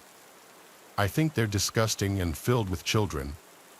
I hate the food, the games, and the smell of it all. My hatred of carnivals is probably biased, though, and mostly based on what I'm about to tell you. A few years ago, I was dragged to our local carnival by my younger sister. I obviously wasn't going to be rude and not go, but I wasn't looking forward to it. After a while, my sister got bored and wanted to leave, so I called my mom to pick us up. I actually opted not to go with them as I was in the midst of a fight with my dad and didn't want to go back home until he was asleep. I told my mom I'd walk home later, so she picked up my sister and left. The carnival was honestly a little pathetic. There were far fewer people there that night than I remember there being in previous years, and everyone looked miserable. I figured I might as well walk around a little to try and get my money's worth. After all, I had paid for a ticket out of my own pocket. I decided to step into the funhouse as I figured that would at least be a little cool. I was expecting there to be a ton of people in there, but it was completely empty. There was literally not a single other person in there as far as I could tell. I had never been inside a funhouse alone before. People don't realize how important the laughter and talking is to the atmosphere. Without it, you're basically just standing there in silence, surrounded by a bunch of weird mirrors. It was honestly a little creepy. I shrugged my shoulders and figured I might as well walk through it. Admittedly, I did get a pretty good laugh out of the distorted mirrors. I think I was like halfway through when I noticed something odd in one of the reflections. To my left, there was a head that seemed to be peering at me. I only saw it for a split second, but it was a bald guy with really sunken eyes. I whipped around but didn't see anyone. To be completely honest, I had no idea where he had even been standing. Since there were mirrors all over the place, he could have literally been anywhere. I thought it was especially creepy since I didn't hear the funhouse entrance open. He either snuck in behind me or he had already been inside. I kept walking, going a little more quickly now, and then I saw him again out of the corner of my eye. He had this deranged smile. This time it was the exact same face, I was positive. I tried to figure out where he was standing, but the reflections were too confusing. I yelled for him to get lost but got no response. I wasn't sure what I was expecting. I picked up the pace again, but it was difficult trying to navigate this maze of mirrors, and I kept hitting dead ends. I started sweating, constantly looking over my shoulder every few seconds. A few minutes later, I turned a corner after hitting another dead end, and a hand reached out from behind one of the mirrors, grabbing my wrist. I screamed, cursing at the guy to let go of me, but he held firm. I punched his arm, forcing him to let go. I fell to the ground in the fray and saw the creepster in his full form. He was wearing all gray, had a bit of a gut, and a tired, sunken face. I jumped to my feet before he could reach for me again and sprinted back the way I came.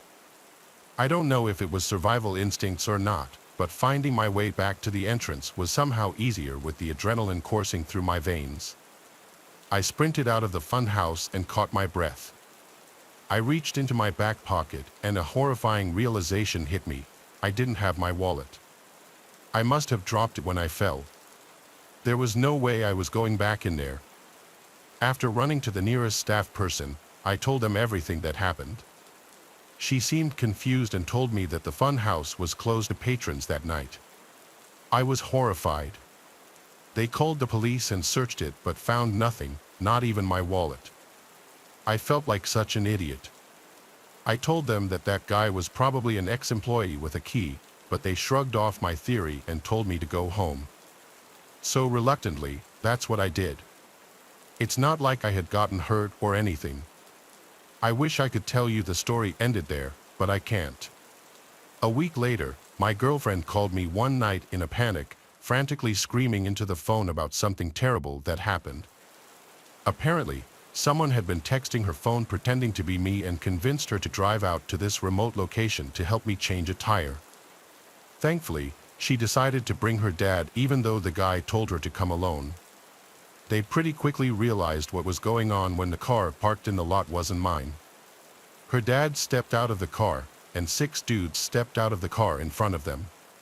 He sprinted back to the car and hightailed it out of there before those guys could catch up to him. The whole thing made sense. I did have my girlfriend's number written down on a slip of paper in my wallet, which explains how he got her number. Both of us changed all our contact information, and it's been a month without incident. I really don't know how to feel about this whole ordeal. I think I'm just going to try to block the memory out of my head. I live in Burke County, North Carolina, in Morganton. I'm used to the quiet lifestyle that comes with living in a rural place. You get some weird characters here and there, but it's usually nothing too bad. I own a nice plot of land with my husband. My work schedule fluctuates. Sometimes I work days, sometimes I work nights. This happened on a night that I was on my way home after a night shift, so it had to be like 4 a.m. My phone was almost dead. I was hungry. I was tired, and I just wanted to get some food and head home. I stopped at the gas station to get $10 worth of gas and also a packaged sandwich, which I proceeded to eat inside the gas station cafe. Some sketchy guy was eyeing me for a little until he left the building without buying anything. After eating, I went outside to fill up the gas and then got back in the car. The smell of gas was extra pungent for some reason. These roads are very dark and twisty at night, so I was driving slow, especially since I was tired after a long day of work. Then something unexpected happened. The needle on the gas gauge suddenly dropped to E, and the low gas light came on and beeped. I had no idea what was going on. I'm not a car person and I'd never run out of gas before this. Plus, the needle just suddenly dropped. I thought at first that the computer was glitching, so I pulled over and restarted the car, but the needle was still on E. I tried to continue driving, but the engine died. I started having a panic attack. I called my husband first thing, and thank God he picked up. I asked him how did my car run out of gas after I just filled up, and as I got out of the car, I smelt gasoline. I told him this, and he said it sounds like I have a leak. He told me he'd head right over and he'd call our roadside assistance company. But then I heard a car coming with no headlights, and suddenly it stopped not far behind my car. I suddenly thought to bring up that sketchy guy who was watching me at the gas station and asked my husband if there was a chance he did something to my car. My husband's tone suddenly changed to sounding more concerned and worried. He said yes, there's a chance that he may have cut my fuel line. I didn't know what that meant. All I knew was I needed to run. I took my keys out of the ignition and shut the door and locked it so that the headlights would turn off. My phone was on like 2%, so I told him to text me when he's close. I ran off the road and towards the first house I could find. I ran down the long driveway and up the property to the front door. All the lights in the house were off. I still rang the bell multiple times anyway. Eventually, a light turned on and then the door opened. A man in his 60s opened the door. He looked like he was just woken up. I asked him to let me in to hide and charge my phone. After a bit of explaining, he opened the door fully and let me in. I asked him for an iPhone charger, and he said he'd go look for one, then asked me to take a seat in the living room. I sat down, still in my nurse scrubs, feeling a mix of emotions. The man called out from the kitchen asking me if I wanted some water. I said yes, please. Little did he know, I saw his reflection in a mirror in the living room that gave visibility into the kitchen. I saw him fill a cup with water, then I know for a fact I saw him drop something into the water. He walked out of view of the mirror, but the faucet was still running. It ran for a solid 30 more seconds before he turned it off.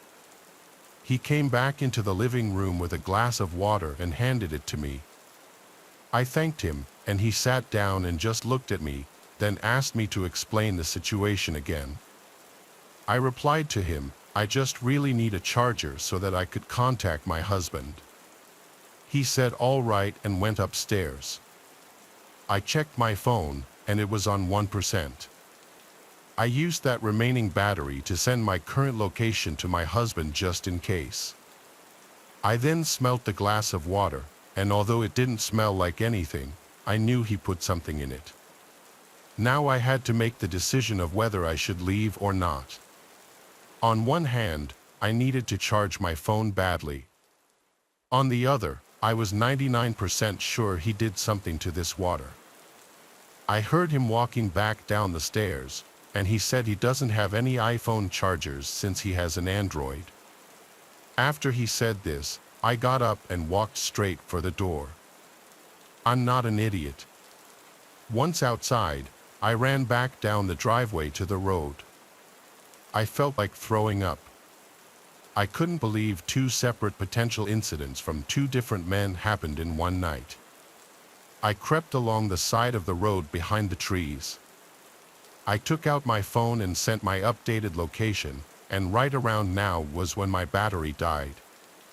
I waited until I saw the familiar headlights of my husband's truck.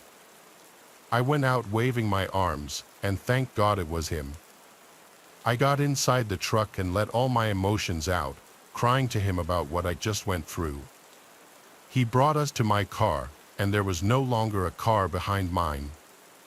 My back window was shattered, though, and it appeared someone had gotten into the back seat, but nothing of high value was left in my car to steal anyway. My car battery was also now dead. When I told my husband about the man who tried to potentially drug me, he was so furious he wanted to go break down his door. But I told him no, let's just wait for the tow truck to come. We waited quite a while before it came. My car was towed to my dealership, where they would take the car in the next day. My husband was right. My car was vandalized, and the fuel line was cut completely. Thank God I was off the next few days because I needed some time to mentally recover from this night. The idea that twice in one night I was almost a victim of some sketchy men, I just couldn't get over.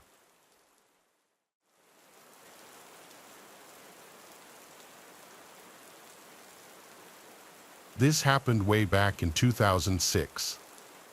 I was 17 and living in Uvalde, Texas, a very low-income neighborhood, the kind you'll find sprawled out all over the place in rural Texas when you're not right outside of a city. The closest city to me was San Antonio. I was going to some local community college because that's all my parents could afford for me. One of my best friends from high school, Bodie, moved to San Antonio to go to San Antonio College. He was living in some small apartment a little outside of the city with a roommate. His girlfriend would also often stay with him. Since the city is only really an hour and a half away, I would visit him all the time. He invited me this one weekend to come crash for the night, so I took my trusty old 1995 Toyota pickup truck. Just kidding, the thing was a piece of crap. The gas gauge didn't even work on it. I'd have to always just keep track of when the last time I filled the tank up was, then reset the trip mileage. I took Route 90, which was a straight shot from Uvalde to San Antonio. I was on the road at like 2:40 p.m. on a Friday, and there was no traffic at all. I got to Bodie at a reasonable time. His girlfriend wouldn't be getting there until tomorrow, so tonight we were going to go out. We stopped at a liquor store and drank in his apartment for a while with his roommate. Then the three of us went to this dive bar that would kind of look the other way with fake IDs. That was basically our night. We got back to their apartment around 2 a.m. after getting food. I slept on the couch. The next day would have almost been the same thing, but Bodie and his girlfriend were having issues all day. As the two of them got drunker as the night progressed, she started yelling at him in front of me, and it got really awkward and uncomfortable. I didn't really have much to drink that day because I was already iffy about staying the night with her there. I eventually decided I would just head back home. I said goodbye to everyone and started my journey home. It was very late at night. I want to guess midnight, maybe a little earlier. Route 90 was deserted at this time, so I would fly for my pickup standards. But suddenly, the engine started sputtering. I felt my heart completely drop as I realized I forgot to fill up the tank. I slowed down, but it was too late. The engine cut. I pulled to the side of the road and tried starting it a few times, but it did no good. I took out my cell phone, which was equally as shitty as my truck, and tried to get a signal. No shot. I couldn't even call for help. I had to just put my hazards on and hope a good Samaritan would pass. You wouldn't believe how long I sat on the side of the road before seeing headlights. I waved my arms as the car approached, but it zoomed past me, ignoring me. This happened again after another 10 minutes or so. I was starting to feel hopeless, like maybe I should just sleep in my car and wait till sunrise to get help. So that's what I was going to do. I got inside my car, took the key out of the ignition to cut the battery, and just angled my seat back to go to sleep. I would hear the occasional car zooming past, like once every 10 minutes, but it didn't feel worth waving people down in the dark. It seemed sketchy for myself and to the people in the cars. But when I was starting to actually drift away to sleep, a car door closing from behind me woke me up. I looked in the rearview mirror and saw a car pulled up behind me with its headlights off.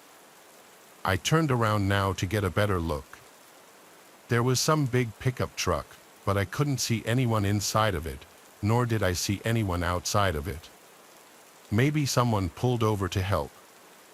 I got out of the car and said, "Excuse me," to no response. I walked closer to the truck just to confirm no one was inside. Then I walked back to my car. This was weird. I looked towards the trees on the side of the road. Maybe someone was pissing in the woods. I went back inside my car and locked the door. This was just too weird. Suddenly, there was a tap at my window. I jumped. I looked to see a man looking down at me into the car, smiling.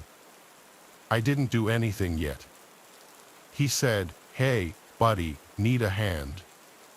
I lowered the window a crack and said, "Hey, I ran out of gas." The man said, "That's quite the predicament. Step out and give me a hand with this real quick." When he said this, I thought he meant help him with a gas jug to fill up my tank or something, honestly. So I stepped out of the truck and shut the door, expecting him to lead me to his truck. But he stood there, looked down at me because he was much taller, still smiling, and said, "I need you to empty your pockets, please." It took me a second to process what he meant. I was literally a broke college student driving a piece of pickup truck. I wasn't about to get robbed of the only cash I had in my phone. I ran for it in the direction of the trees. I'm small but fast. I turned around and saw he was chasing after me. Once I made it into the trees, I zigzagged all over the place until I seemed to lose him. Then I crouched behind a big tree to catch my breath. When I heard him approaching closer, I quieted my breath. I heard him say out loud, "I'll kill you, you piece of." I don't know if he was just saying it out loud out of anger or if he wanted me to hear it, but I was too scared to move. Even after I heard his footsteps move away, I didn't move. In fact, I stayed in this position the rest of the night, eventually laying behind this big tree up until dawn. I went back over to the highway to my truck, and the truck behind me was gone, but my truck's doors were both open. I found that my glove box had been gone through and completely emptied of anything somewhat valuable. My flannel hoodie was also taken, which had something in the pocket, I'm sure.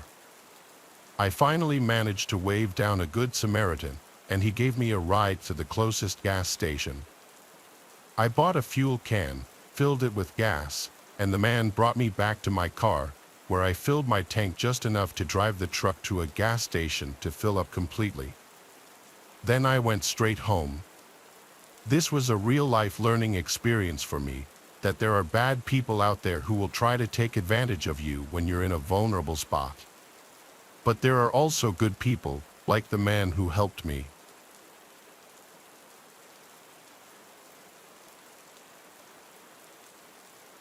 Our first story takes place under the unforgiving glare of the desert sun.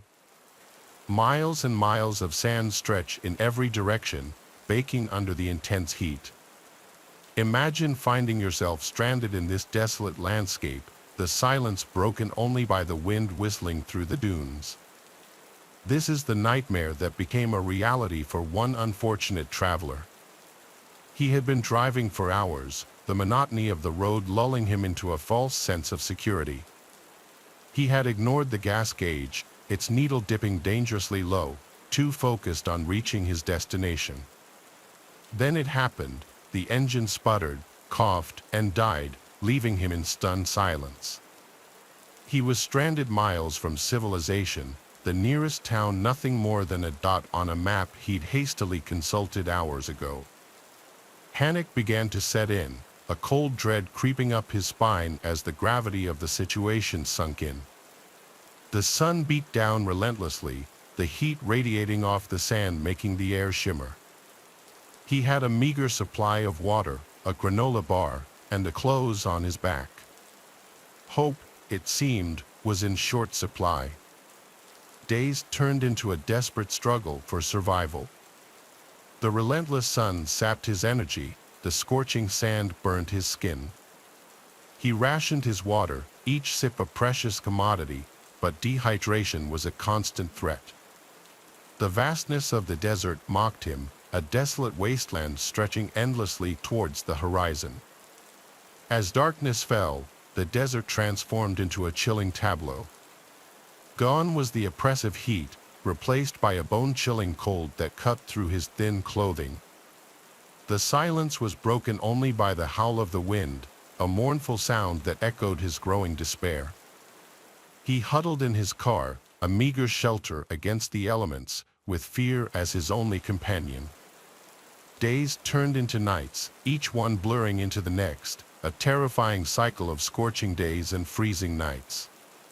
His hope dwindled with each passing hour, replaced by a gnawing fear that he wouldn't make it out alive. He had become a prisoner of the desert, trapped in a desolate wasteland with no escape. One day, while stumbling through the sand, his vision blurred from dehydration, he spotted something in the distance. Was it a mirage, a cruel trick of his exhausted mind? As he stumbled closer, His heart pounding in his chest, he realized with a surge of hope that it was a road, a ribbon of asphalt cutting through the desolate landscape. With renewed determination, he dragged his weary body towards the road, each step a victory against the relentless grip of the desert. As he finally reached the roadside, he collapsed, his body spent, his spirit broken but not extinguished. He had escaped the clutches of the desert, a survivor of a terrifying ordeal. His story serves as a chilling reminder of the unforgiving nature of the desert, a place where running out of gas can be a matter of life and death. It's a testament to the resilience of the human spirit and the will to survive, even in the face of overwhelming odds.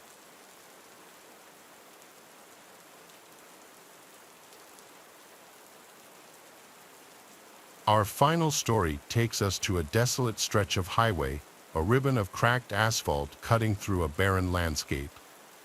This is not a road frequented by travelers. The few gas stations that dotted its length had long since been abandoned, their pumps dry and their windows boarded up like hollow eyes staring out at the emptiness. A young couple, eager for a weekend getaway, found themselves stranded on this forgotten highway. Their car sputtered its last as the gas gauge hit empty. They had ignored the warning signs, the lack of other cars, the eerie silence that hung heavy in the air, too caught up in their own excitement to heed these signs. Now, they were stranded. The sun beat down on the cracked asphalt, the air thick with the smell of dust and despair. The silence was unnerving, broken only by the occasional cry of a hawk circling overhead. They were alone, utterly alone, in a place that felt forgotten by time. They decided to walk, hoping to find help, a glimmer of hope in this desolate landscape. Mile after mile, they walked, the sun beating down on them relentlessly. Their throats were parched, their energy draining with each step. The highway stretched out before them, an endless ribbon of asphalt leading nowhere. As they walked, they noticed something strange, cars abandoned on the roadside, seemingly frozen in time. Some were old and rusted, others surprisingly new, their paint still gleaming under the harsh sun. Each car was eerily empty, their interiors undisturbed, as if their occupants had vanished into thin air. Fear, primal and instinctive, began to creep into their hearts. The silence of the highway was no longer just unnerving, it was oppressive, heavy with an unseen menace. They quickened their pace, their eyes darting nervously at the abandoned vehicles, their minds conjuring up terrifying scenarios. As dusk approached, casting long eerie shadows across the highway, they stumbled upon a small town. Relief washed over them, a beacon of civilization in this desolate wasteland. But as they approached, their relief turned to horror. The town was deserted, buildings stood empty, their windows dark and lifeless. The streets were eerily silent, not a single soul in sight. It was as if the entire town had simply vanished, leaving behind an unsettling silence that spoke volumes. They pressed on, desperation fueling their steps, their senses on high alert and their hearts pounding in their chests. The town was like a ghost town, frozen in time, its silence amplifying their growing fear. As darkness fell, they came to a crossroads. In the fading light, they saw a figure standing in the middle of the road. Relief flooded them, a glimmer of hope in this desolate landscape. They called out, but the figure remained motionless, its back to them. As they drew closer, their hearts sank. The figure was a scarecrow, its straw-stuffed body dressed in tattered clothing, its painted face twisted into a grotesque grin. It was a cruel joke, a symbol of their isolation and despair. They collapsed on the roadside, their bodies spent, their spirits broken. They were trapped in a nightmare, a desolate highway populated by abandoned cars and ghost towns. Their hope, once a flickering flame, now threatened to be extinguished by overwhelming despair.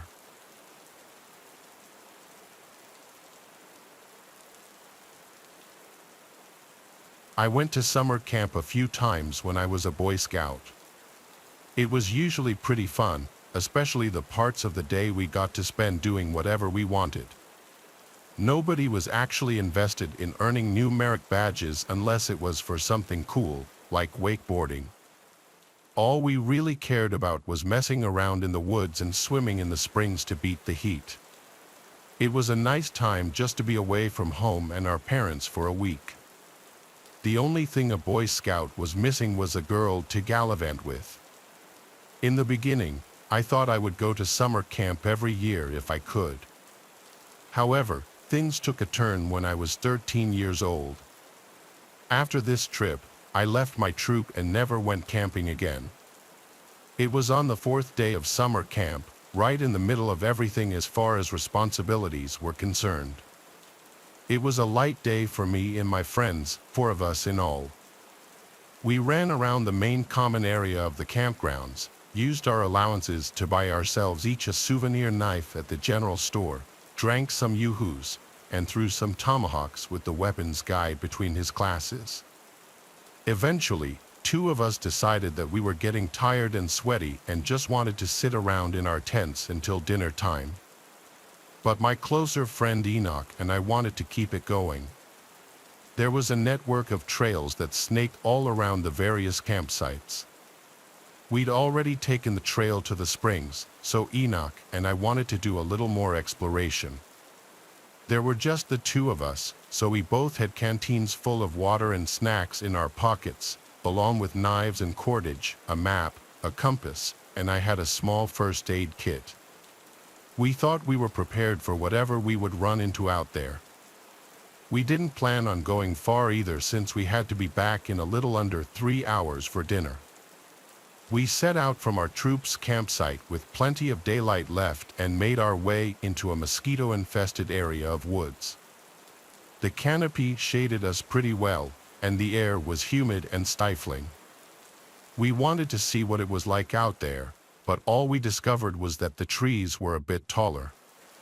It wasn't long before we started to make conversation over the sound of afternoon bugs, the sort of bonding you would expect to occur between 2 13-year-olds in the woods.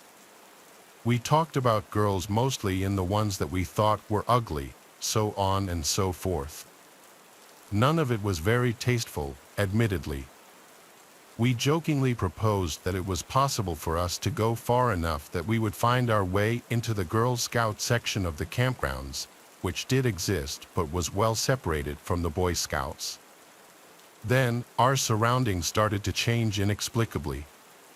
Suddenly, there was a breeze washing away the warm blanket of moist, motionless air and replacing it with cool, dry wind. Initially, this was a great relief to me and Enoch, who had been sweating profusely for hours, even in the shade. It also seemed to drive away all the mosquitoes and gnats, which was a welcome bonus. But just a few moments later, the woods quickly darkened, and the sky above us, between the branches of the canopy, went from vibrant blue to a pale gray. "Hey Enoch," I said, concerned, "I think it's about to rain." "No kidding," he agreed. "More like we're about to get caught up in a thunderstorm. Should we turn back?" I suggested. "No," Enoch replied with confidence, looking down at his compass. "The trail that we're on loops back to camp. Right now we're heading due north, which means we're right in the middle. We might as well just keep going." "Well, sure," I said.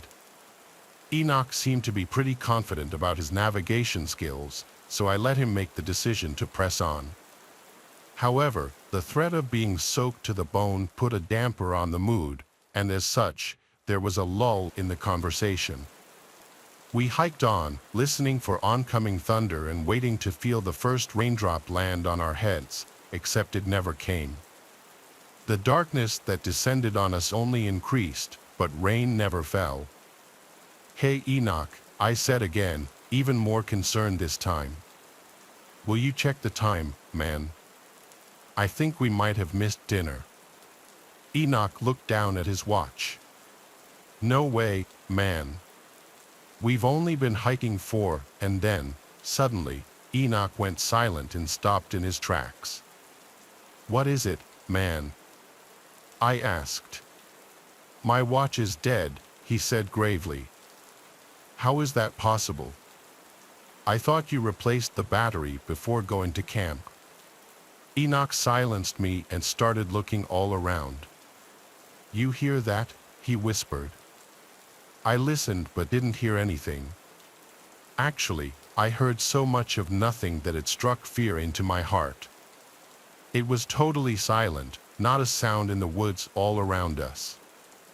It was an unnatural quiet, devoid of any cicadas or even flies. For a minute, I peered deeper and deeper into the woods with my ears and heard only silence. Until finally, I heard singing, angelic singing, but it was so soft and quiet that it was almost inaudible but unmistakably the voice of a beautiful woman. Just by the way Enoch looked at me in that moment, wide-eyed and grinning, I knew he heard it too. "Oh, it's the Girl Scouts," he exclaimed. Before I could even respond, he bolted into the woods to go after the sounds. "Wait, Enoch, stop," I started to go with him, but by the time I had taken 10 steps off the trail, I realized I couldn't see well enough to go any farther. It was like the sky had fallen, darkness, like the dead of midnight, had snuffed out the light of day in merely a moment. A deep sense of dread filled my body, telling me to turn back. I backtracked the 10 steps I had taken without even turning around until I felt the flatness of the trail beneath my shoe again. At this point, all I could hear was my own breathing and heartbeat, and the singing, whoever was in the woods, growing louder and drawing near. But something was wrong. The sound no longer came from a single direction. Somehow, it was circling all around me, closing in on me. It was too loud to bear, and I felt like it was putting physical pressure on my body. I tried to cover my ears, but it was just useless. It all became a single, piercing cry. Finally, I heard a scream, a boy's scream. It cut through the cacophony and returned my surroundings to total silence, except for the echo of someone's cry for help. "Enoch," I called into the woods. "Come back," there was no reply.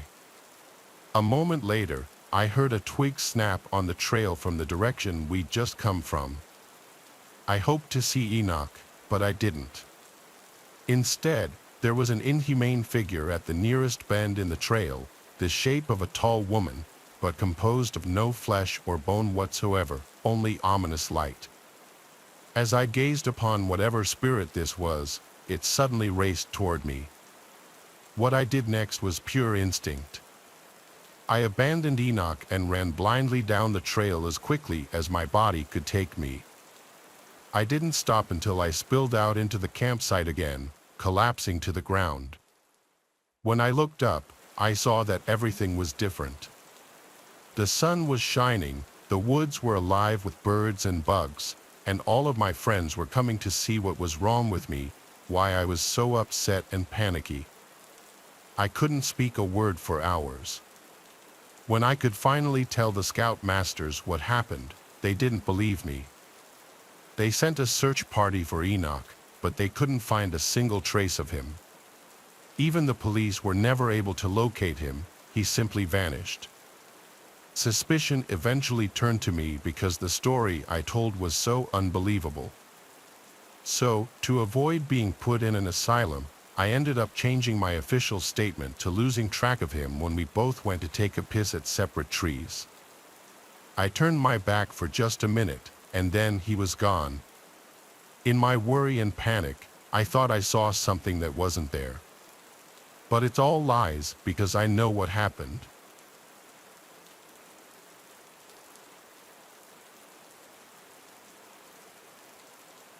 My name is Craig.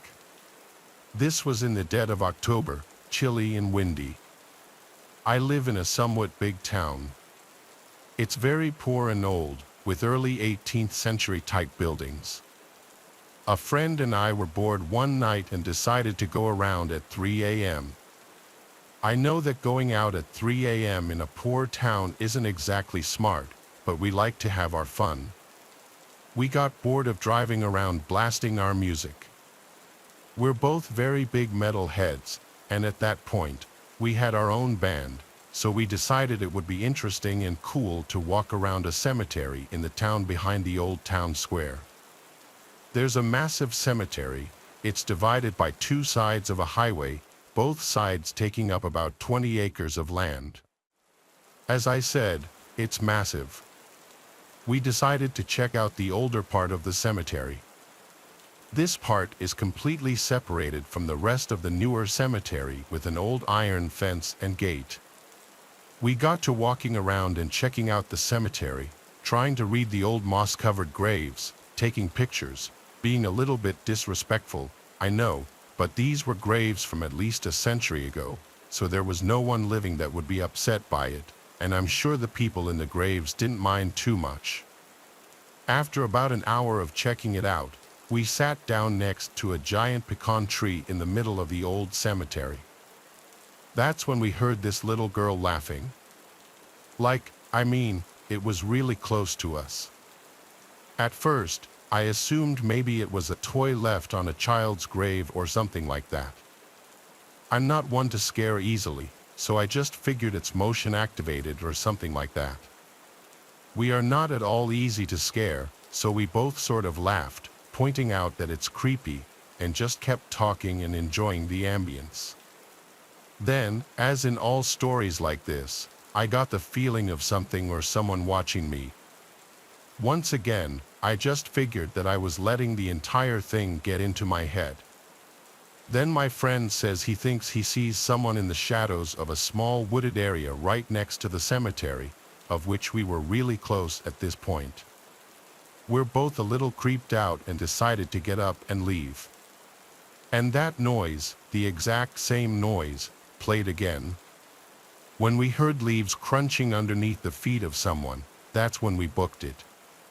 We ran down the hill leading to the old part of the cemetery, down to where my car was parked. I've never run that fast in my life. It sounded like that laughing noise was following us. At that point, we both sort of just went into full fight or flight mode, going as fast as we could without thinking. The noises behind us stopped as we got to my car. I started my car and put it in drive, pulling out into the highway without looking. Luckily, no one hit us. We got down the road to the only gas station that's open at this time of night to check in the back of my car. We had both been discussing how we were scared some had been done to it. We got around to check and immediately found the back doors open. I know for a fact neither of us ever opened it. There was no reason for us to open it. I looked in the back seats to make sure nothing was there, got right back in the car, and peeled out. I'm still confused about what happened that night.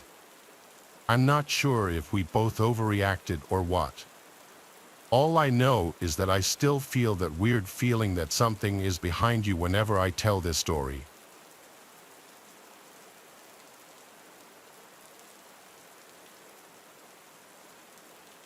My grandpa passed away a few years ago.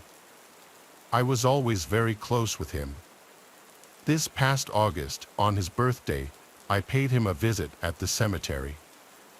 The cemetery he and my grandma chose to be buried at was about an hour drive from my apartment.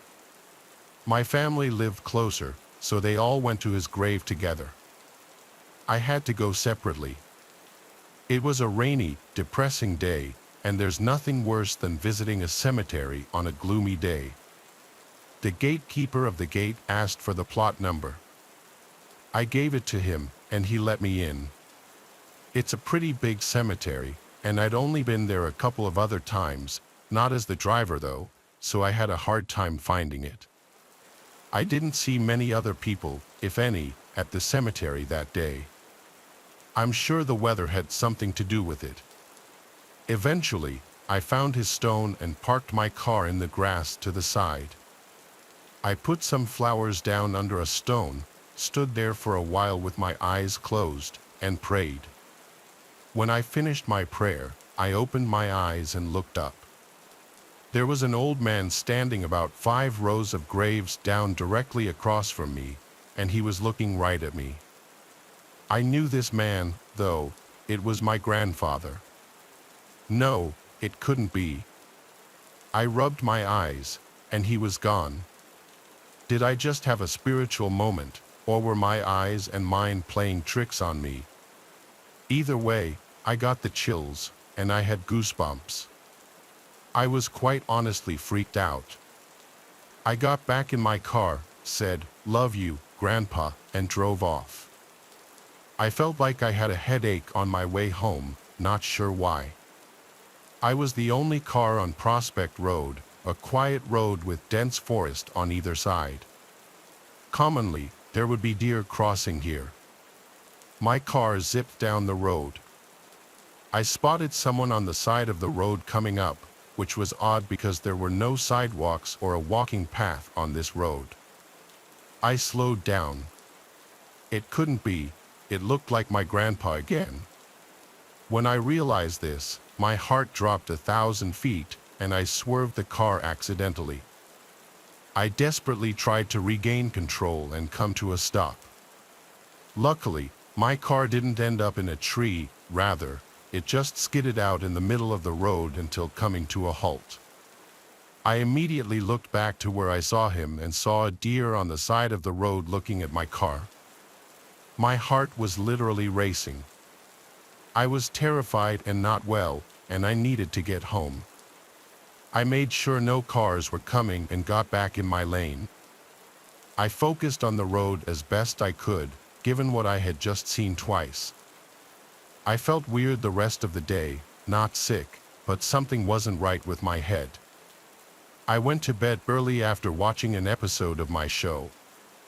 I woke up at like 3 in the morning to my phone ringing. It was an unknown number. My heart started racing again. Any call at this hour couldn't be good news. I accepted the call and put the phone up to my ear. It was static on the other end. Finally, I said, "Hello." More static, but what I thought I heard next, I couldn't believe. Just briefly, for maybe half a second, I thought I heard my grandpa's voice over the static. I tried to say hello again, but I was too shook. Every part of my body was actually shaking. Then the call cut to silence and ended. I called my phone provider the next day to trace the number. They couldn't. They didn't have enough data to trace it apparently, though I don't know if that was just or not. The events that took place that day and night were the scariest I've ever experienced. Do I think my dead grandpa was trying to contact me? I don't know, because that sounds ridiculous. You think if you experience something like this, you'd be so full of emotion and joy, but no. It still terrifies me, and I really still don't know what to think or how to feel about it.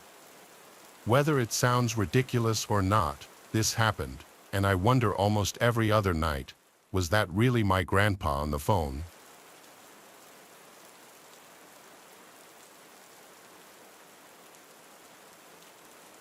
Foreign off this chick that was a little unstable to say the least. She'd probably kill me if she heard what I was about to say using her real name, so for my own sake, I'm going to refer to her as Jane.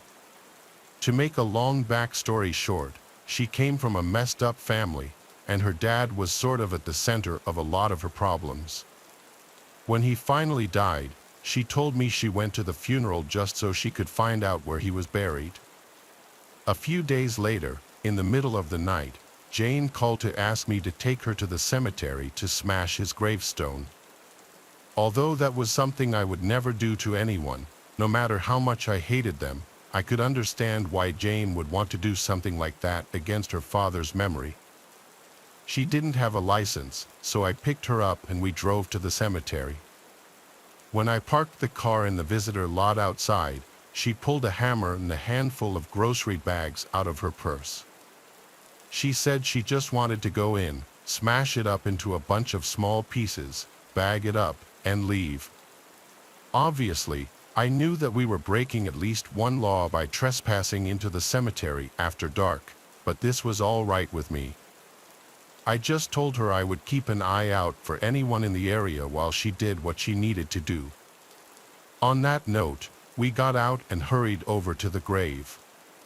Jane knew exactly where it was, so it took us no time at all, but I was still extremely nervous about the whole thing. It wasn't just the threat of being arrested, but the vibe of the cemetery itself.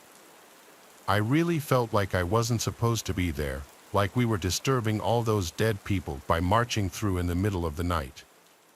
I kept my hat on straight and tried to give Jane space. At first, she spent a minute kneeling on top of the relatively fresh grave, whispering a bunch of curses and crying just from the sheer intensity of whatever emotion she was feeling. But then, without warning, she started screaming and striking the headstone. The first time caught me so off guard that it sent chills through my whole body. I spun around and was about to tell her to quiet down, but at first glance, I knew she wasn't going to hear me. She was going absolutely berserk on this stone, screaming and wailing at the top of her lungs.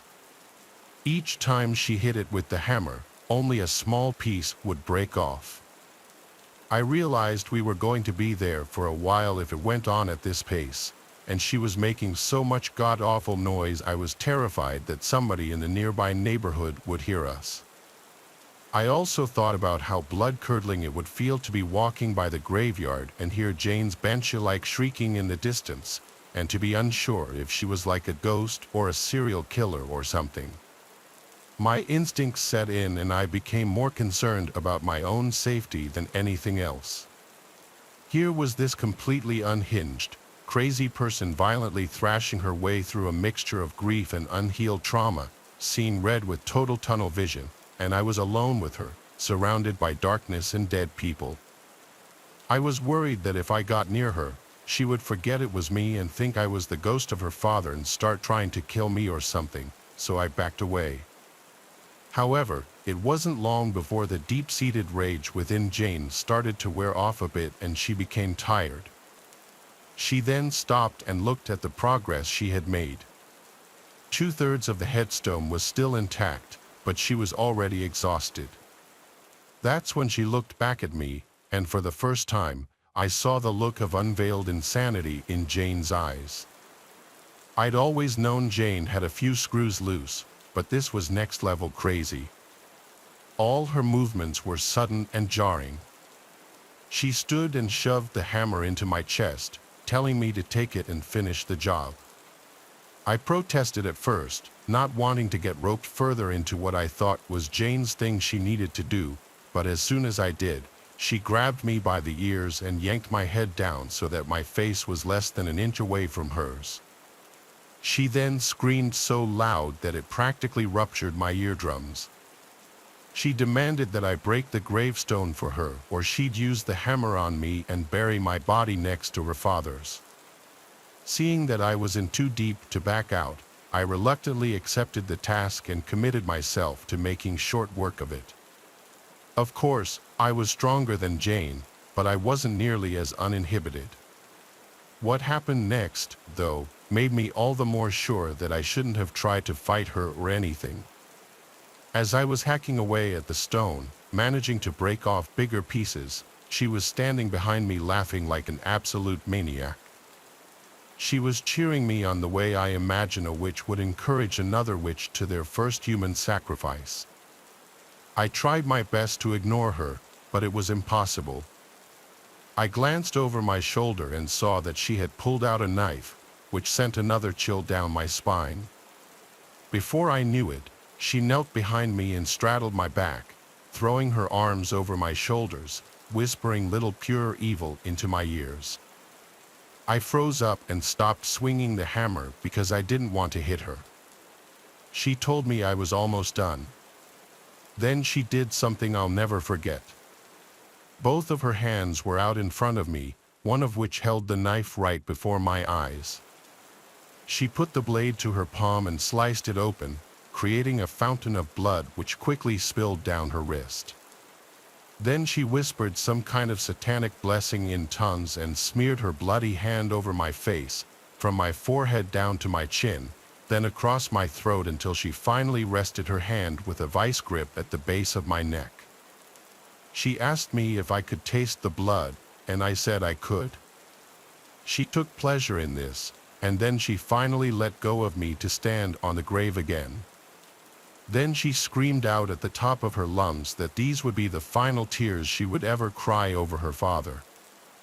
As she looked up into the night sky with her eyes open, she put her hand up to the moon and clenched her fist, squeezing the wound to form drops of blood which fell down upon her eyes and face. I watched this whole thing, stunned out of my mind, until she looked back at me with her face full of bloody tears and growled at me to finish the job. Of course, I was thoroughly terrified of Jane by this point and I was ready to leave. I just did as she said. At last, when the whole thing was smashed to bits, I convinced Jane that we needed to go. Thankfully, she seemed ready, but the entire time we were picking up the pieces and bagging them, she was giggling.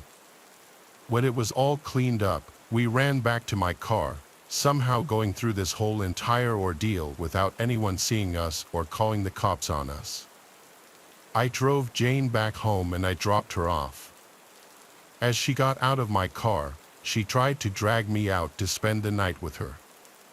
I'd been waiting for that night for months, but by then I knew where that would go. I knew it would be no good for me, so I made up some excuse about having to work the next day in the morning.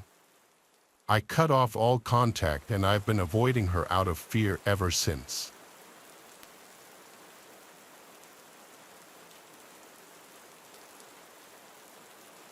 I've never told this story to anyone. I know I shouldn't even do so anonymously at the risk of being connected to it, but it's been eating at me for decades. It happened when I was a kid. I was about 13 years old, and it was the night of Halloween. I lived in a relatively new suburb at the time, which had been built to increase the number of homes in the small town that was growing adjacent to the freeway. It all looks very different now, but back then the area wasn't nearly as developed. Strangely, nowhere was this more obvious than the cemetery that was a few turns off the main road in what used to be the outskirts. At the time, it was mostly vacant. Not enough people had died to fill it up yet. That would change, however, as me and my two friends, who I'll protect by calling Aaron and Michael, decided we wanted to go exploring the empty graveyard instead of trick-or-treating. We knew it would get us in trouble, so we put in some effort to cover our tracks. We wore costumes and started the night by immediately stealing a few bowls of candy that were set out and mixed them all together so it would look as though we actually went trick-or-treating like our parents thought. Then we walked about a mile off the beaten path so we could get to the cemetery without being seen by the cars on the main road. This involved hopping a fence that surrounded a large drainage pond for the freeway and cutting across the banks to hop the fence again into the cemetery grounds.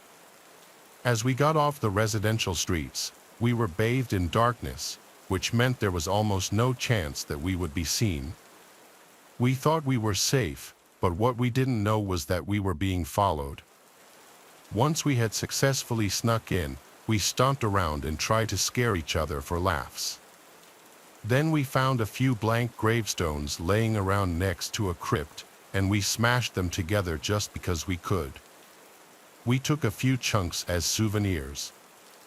There wasn't much else for us to get up to, though. The whole place was eerily empty. We were used to seeing them filled to the brim with gravestones, but the majority of this space was just uninterrupted grass. Eventually, we got bored, but we weren't ready to leave, so we sat down against the backs of a few gravestones to avoid sitting on top of dead people. There was a view of the freeway that looked pretty cool since it was the only thing that was lit up for miles. For a moment, we were just sitting there being kids. Then it all came crashing down as we heard what sounded like a person behind us. We all jumped in fright and we turned around. We couldn't see anything, just gravestones. The ghastly wailing continued, and then it started to say our names. We shouted at it, trying to claim we weren't scared of it, but we were. We thought we were totally alone, so maybe it was a ghost that was mad at us for being there when we weren't supposed to be. We started walking towards it with small, terrified steps, hoping we would look behind one of the gravestones and see a person messing with us. All three of us were clutching broken chunks of granite as if it would help defend us from the supernatural. When we started getting closer, it seemed like we were localizing the source of the noise. That's when it said something that I wished it wouldn't every single day. For context, my friend Aaron's mother was extremely ill with cancer at the time. That's part of the reason that we were acting out by breaking into the cemetery in the first place. He was in a funk, and he was mad at the world, and he was our friend that we did stuff with. Understandably, Aaron stopped in his tracks when the voice claimed that it was the ghost of his mother. I can't imagine what was going on through his head, a lot of powerful mixed emotions that must have been a lot for a 13-year-old to handle. He shouted back, trying to cast it out, but he was already choking up. The supposed ghost of his mother dug deeper, saying that she just died a few minutes ago. Aaron said that was a lie, but the voice didn't care. It started to cry and say that because he wasn't in the neighborhood like a good boy, his father wasn't able to find him, and she died wondering where her son was and why he didn't love her enough to be there. Aaron yelled again that it wasn't true, that it couldn't be, but it struck him so badly he was failing to hold back his tears. Michael and I started trying our best to console him, not really knowing how. But then the mood changed on a dime when the unknown voice stopped crying and started laughing. Then it didn't sound like the ghost of a woman anymore, but a snickering boy. We looked over and saw someone crawling out of their hiding spot behind a gravestone. It was somebody we knew, but I can't say his name. He was a couple of years older than us, and he was a neighborhood bully. He must have seen us sneaking off and followed us so he could pull some kind of prank like this for kicks. All of Aaron's sadness turned into anger in an instant as he charged toward the bully, who was laughing so hard he didn't notice how pissed off Aaron was. Nobody expected him to do what he did next. Aaron tackled the boy to the ground and started beating on him, screaming furiously that it was way too far to joke about someone's sick mother dying. Michael and I agreed, and we hated being bullied by this kid too, so we let it happen, figuring it would teach the jerk a lesson. Unfortunately, we didn't notice before it was too late that Aaron wasn't just pounding the kid in the face with his fists, but with the chunk of gravestone he'd broken off a few minutes prior. After just a few more seconds, there was no sound or movement from the bully, no indication at all that he was still fighting back. Michael and I exchanged a worried look right before deciding that this, in fact, was going too far and we needed to stop it. We rushed over to Aaron and pulled him off the bully. As we held him back, we looked down at the other kid and saw just how badly he'd been beaten. The jagged stone had turned his face into an unrecognizable bloody mess. There were deep gashes all over his face and head. Even in the darkness, we knew. But we still waited for him to get up or to at least groan in pain. But he never did. Gradually, Aaron let go of his rage and he came to realize what he'd done. Michael and I were already stunned. He broke away from us, but then he rushed back into panic, trying to wake the kid up by shaking and yelling his name. But none of it was any good. He finally looked back at us and he asked us to say that he was just unconscious and not dead. Only one of us knew how to check. I could see that Michael was shaking as he stepped to the body and knelt down, checking for a pulse. He checked and waited, even bringing his ear down to his face to check for breathing. But unfortunately, he only confirmed the worst. Aaron had killed our neighborhood bully. After an internal silence, Aaron snapped us out of our daze. He took charge of the moment. He led us through the cover-up. We all thought about just coming clean, but we were so afraid of the repercussions. Well, Aaron was, and there was a small sick part of us that was glad that it happened, to be honest. The bully got what he deserved, to a certain extent. We did our best to think so anyways. Besides, we had no idea how to act in a situation like that, so we just listened to the orders that we heard.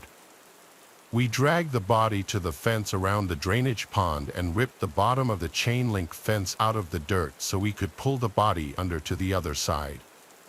Then we got a gravestone and a bunch of broken chunks and threw them over, including the ones we thought were going to be souvenirs for the night. We took off his shoes and his jeans, then slid a gravestone underneath his shirt, fastening it to his chest by tying his jeans around his torso. Then we tied his shoes to his ankles and filled them with stones. Aaron then dragged the body into the pond, and he was holding it up until he was neck deep. Then he pushed it towards the center and let go. We watched it sink as Aaron turned around and came out of the water looking like a completely different person. Aaron's clothes needed to dry at least a little bit so we didn't look obviously drenched before we went back to the neighborhood, and we needed to make sure that the body wouldn't immediately float to the surface. So after throwing everything related to the killing in a pond and washing our hands of the blood, we hopped the fence and sat on the banks for a while where we couldn't be seen. It was totally silent the entire time. The bloodstains had been rinsed out of his clothes, but we would never be able to look at Aaron without seeing them. It was on our hands now too, and we had to live with that. It was hard to pretend to be a normal kid after that twisted coming-of-age moment. The disappearance was the talk of the town for days, even weeks, until the body finally floated to the surface a few weeks later and the murder was discovered. Nobody ever suspected us, but the publicity of the case going unsolved was torturous for us all, and the worst for Aaron. Michael and I were able to get back to a semblance of normal after a couple of years, but Aaron was never the same. When his mother finally died, he never talked to us again, and he never made any other friends. He kind of became the town degenerate, and nobody but Michael and I knew the real reason why. When he was 17, he ran away from home, and he's never been seen or heard from since.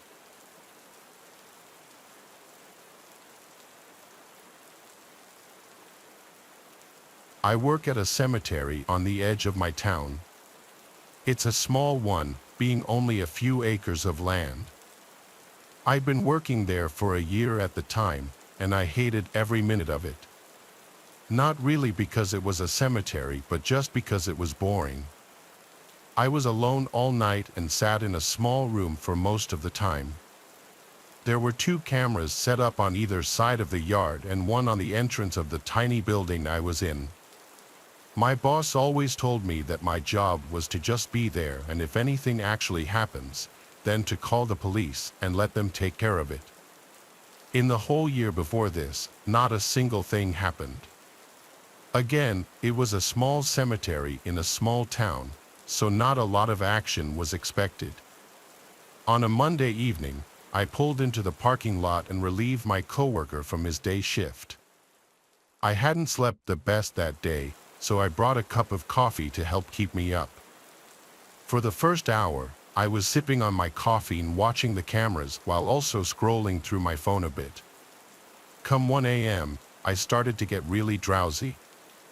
I was nodding off in my chair, and the coffee wasn't really helping either. In the middle of the hour, I guess I fully fell asleep. What I think was 20 or so minutes later, I woke up to an odd sound, metal creaking behind me. I swiveled around in my chair.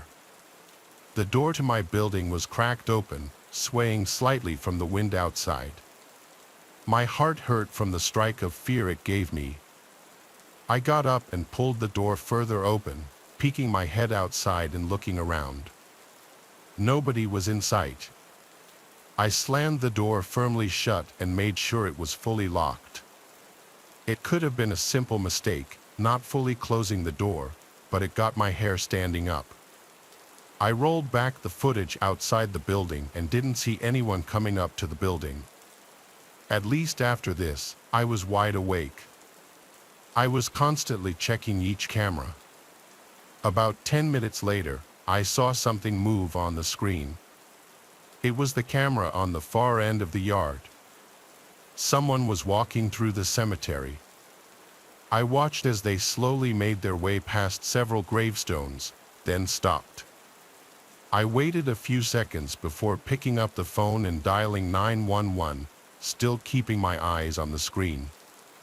I spoke softly into the phone, telling the operator that I worked at the cemetery and there was a man trespassing. The woman on the phone started responding when suddenly the man sprinted through the yard and off of the screen. I let out an uncontrollable gasp, moving my eyes all around the other cameras looking for him. A second later, he appeared on the other screen, sprinting past it again, and not long after, he appeared on the screen showing the outside of the building I was in. I told the woman what was going on, that I needed to be quiet. I put the phone down and stared at the camera. It was a man who was now standing right outside the door. Then he looked around at the face of the building before locking his eyes on the camera. It made me shiver, seeing him stare at the camera as if he could see me through the screen. "Hello? Can you help me?" I heard his muffled voice from the other side of the door. Then, without even waiting for an answer, he walked around to the back of the building. There were no cameras on that side, but I could hear his footsteps in the grass. He sounded like he was walking right up against the wall. Then out of nowhere, I heard his footsteps departing quickly. My heart was racing all the way up until the police came. I thought I'd sound crazy, but they found very defined shoe prints in the grass. They followed them far off, way past the cemetery border, but lost the trail before it led anywhere else. The man's behavior was very odd, and the way he asked for help was even odder. I don't know if the door being opened earlier was somehow him, but I don't know what to believe anymore. Despite being scared shitless, I continued working and still work there. Nothing else has happened, and the man never returned, but I don't think I'll ever fall asleep at the cemetery again.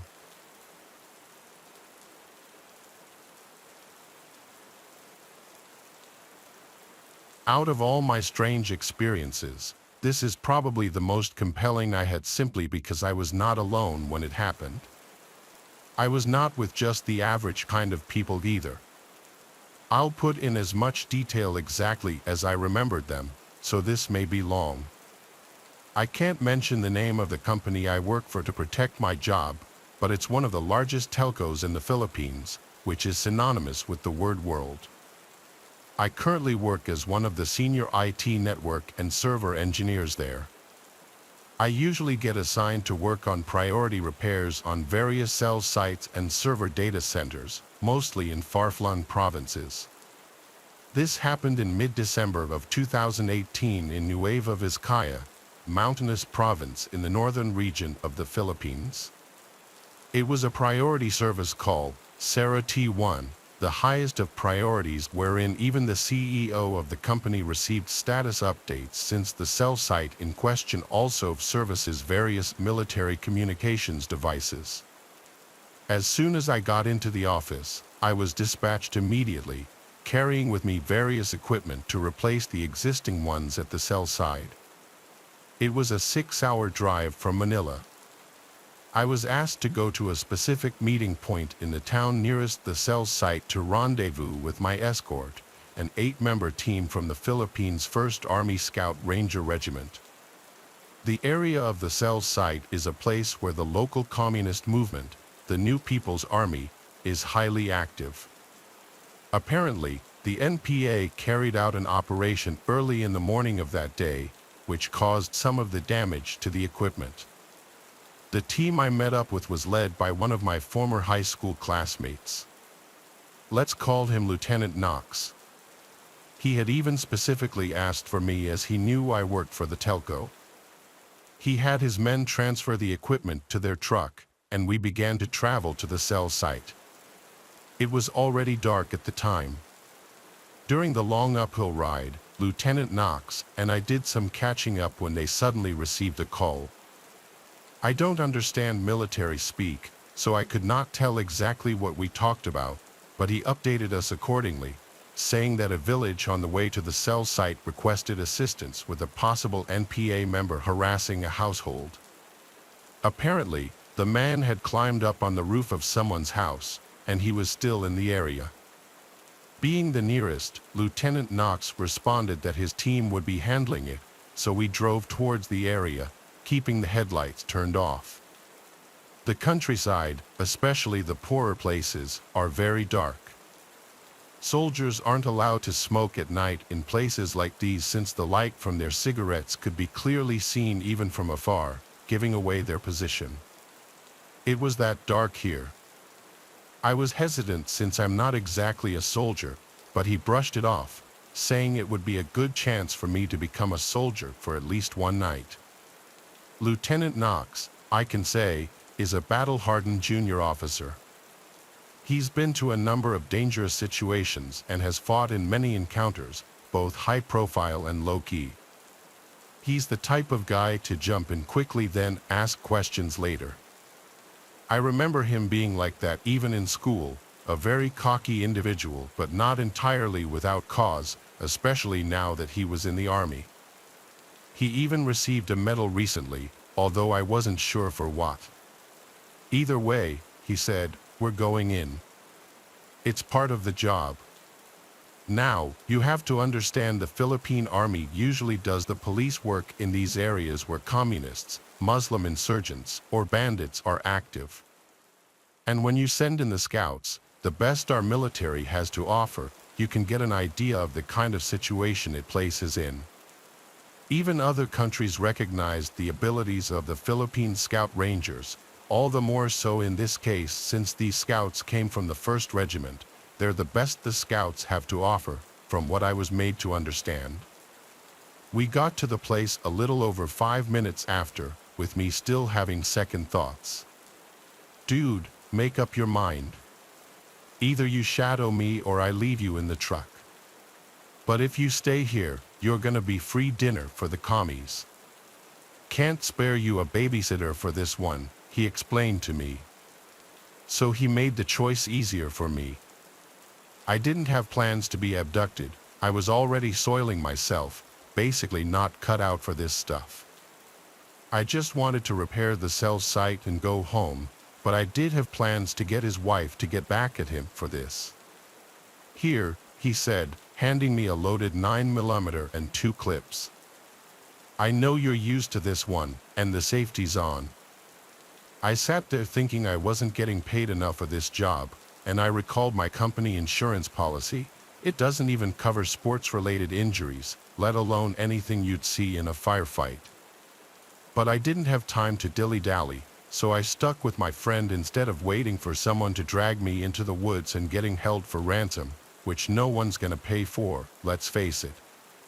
The plan was for 6 of his men to break off into 3 pairs to surround the house in question. Me, Knox, and his sniper Mason were to head over to the water tower about 60 meters out. I guess he planned to snipe the guy and have his men stand by on the ground in case the sniper missed. As we trekked over to the water tower, he told me, "You're too stiff, man. You're wearing dark clothes. No one's gonna see you. We'll be in and out in 10 minutes. You're a VIP, and that's why I came and had my sergeant stay with the platoon at the cell site, so don't worry so much." I didn't know VIPs had to join in responding to calls like this, but the scouts were undermanned as it was already, and that's why my friend needed to multitask at the moment. When we got to the water tower, Private First Class Mason immediately positioned himself, and Lieutenant Knox sat beside him while I positioned myself behind. At that time, I was thinking to myself, well, yeah, this wasn't so bad. I'm far and safe away from that area. But then I heard Mason say, "Sir, you need to see this." Knox brought out some type of binoculars, I guess they call it an NV scope.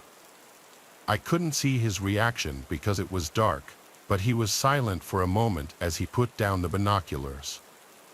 "What in the world?" was all Knox could whisper. He then turned to me and asked me to look at the direction he pointed and to tell him what I saw. I was initially concerned, thinking that there were more NPAs now and that we were outnumbered. A reaction like this from a seasoned scout didn't exactly paint a nice picture in my mind. But what I saw was definitely something that will probably haunt me for the rest of my life. I wish I hadn't taken those binoculars at all. I even wish I saw more communists instead of what I did see. The image was green, and I saw someone on the roof of a house. It was a man. He didn't have a shirt on, nor did he have any weapons on him. He had very short hair or a shaved head, and he was barefoot. He had jeans on, but the lower part was wrapped from what I could tell. He had dark skin and seemed normal at first glance, but then I noticed his arms, which were very, very long. His hands were almost past his knees, and his fingers were also very long and pointed. The fingers were longer than normal and had tips that looked like long nails or even claws. The first thing on my mind was, this can't be real. "Sir," Mason said, "it's moving." I didn't expect what happened next. The thing, whatever it really was, looked right at our group. Even from that distance, it was unmistakable. He or it had its head turned in our direction, and its eyes were solid white. Eyeshine, like a cat's eyes. Right then, I nearly dropped the binoculars. Had it not been strapped to my wrist, it probably would have fallen straight through the grated flooring of the water tower. Knox looked to me as if asking what I saw, and all I could say was, "It looked at us, man. It knows we're up here." Almost at the same time, Mason begged, "Sir, your orders." My friend gave the order to put 2 in its head. I think the first shot hit the mark because we heard a scream echo throughout the valley. It sounded like a mix of a high-pitched male screaming and a cornered animal crying out in pain. I'm not sure how to describe it beyond that, but it was the first time I'd ever heard such a sound. I'm sure all of us heard it because of how loud the sound was. Mason never let out a second shot. I don't know if he did so on purpose or if he was caught off guard, but we then heard automatic rifle shots in the distance. Knox immediately told us to go. Mason went down the ladder first at a ridiculous rate, then me, then Knox. Back on the ground, we ran over to the house. These guys were fast and easily outran me. Knox had to basically drag me along the way so I wouldn't be left behind. Honestly, I was reluctant to run where we were headed. I wasn't as hardcore as these scouts. I could barely even keep myself from soiling myself. There was still someone firing in the direction towards the tree line. When we got to the house, near the front, we found one of the soldiers sitting against the wall. His buddies seemed to be applying first aid. His left forearm had a long and nasty gash that leaked fiercely onto the soil. I wanted to vomit. He reported to Knox that something jumped up from the roof and landed right on top of him. It was just after Mason fired. While he didn't get a good look at the attacker due to the darkness, he specifically refused to call it human. Even his buddy didn't think it was human at all. The other 4 soldiers got back to us, saying that the assailant got away. Knox decided to get to know the people in the house, and we found out that a young couple lived there. In fact, the woman was 7 months pregnant. They had texted their local village official, who in turn requested the military to check since, again, they suspected it was an NPA. The three of us, Knox, Mason, and me, never told anyone, even the couple, what we saw that night. We simply stated it was a machete-swinging communist trying to rob the couple. After all, the NPAs were known to resort to banditry. A while after that, we finally made our way to the cell site. I simply couldn't stop shaking. When we got there, I immediately got to doing my necessary repairs. Knox and Mason stuck to their story when the rest of their platoon asked about it regarding the recent encounter. They never mentioned anything about the man's description nor the strange animal sound. After working an all-nighter and making sure the cell site was operational, Knox and his men, minus the injured one, took me back to the town where I had parked my car as soon as daybreak came. As his men loaded the damaged equipment I replaced into my car, Knox talked to me. At first, he was trying to joke around, saying I could probably enlist in the regular army now since I had some first-hand experience. I went along with this for a moment, hoping to forget about the strange incident. But inside, I was utterly horrified. However, before I was able to drive away, Knox said to me, "Dude, Mason, we saw the same thing you did. You know what it was, don't you?" I never responded, but inside, I think I knew what he was talking about. The aswang, a mythical creature from Filipino folklore, the stuff of a Filipino child's nightmares. The description, the sound, it was the only thing that made sense explaining what the thing was during the Spanish era from the 1500s to 1890. These creatures were said to be once human who were supposedly blessed by the moon priestesses of old called Baba even, so that the people could have the power to fight the Spanish colonizer who had done them wrong. It is said that the Spaniards decided to persecute these priestesses for witchcraft, then spread tales that aswangs attacked locals and foreigners alike. The aswang is a creature said to be able to shape-shift into either a human or an animal, but it is never able to correctly imitate one or the other. As a human, it has leathery black skin and disproportionate limbs. As an animal, like a cat or dog, it is always black and 3 times the normal size. It can neither speak nor do animal calls, it can only grouch out or scream. They usually eat the flesh of recently deceased humans and animals, but have a strange preference for the ill or pregnant women. Pregnant women like the one in the village. They can never become human again, and being in a swang is hereditary. No one will turn if attacked by one, although the wounds they inflict are often fatal. This is what Knox and I were both thinking, but I'd always considered it just that, just folklore. Yet there's no denying that what we saw that night wasn't human. I have never been back to the general area after, while Knox and his team had been dispatched to the south dealing with ISIS members. Before I posted this, I asked them about that night. It's hard to imagine a soldier of his caliber believing in such tales. I find it even harder as I write this to believe what I saw was real. But no matter how hard I try to come up with an explanation, I couldn't, except for the idea that it truly was an aswang, the legend passed down by our forefathers. Knox said to me in reply, "I told you before, you and I both know what the thing was. I go with what I see, and most of the time, I don't have the luxury of time to doubt whatever is in front of me. I don't know if I'll ever know the truth, and I can't be sure if I even want to know."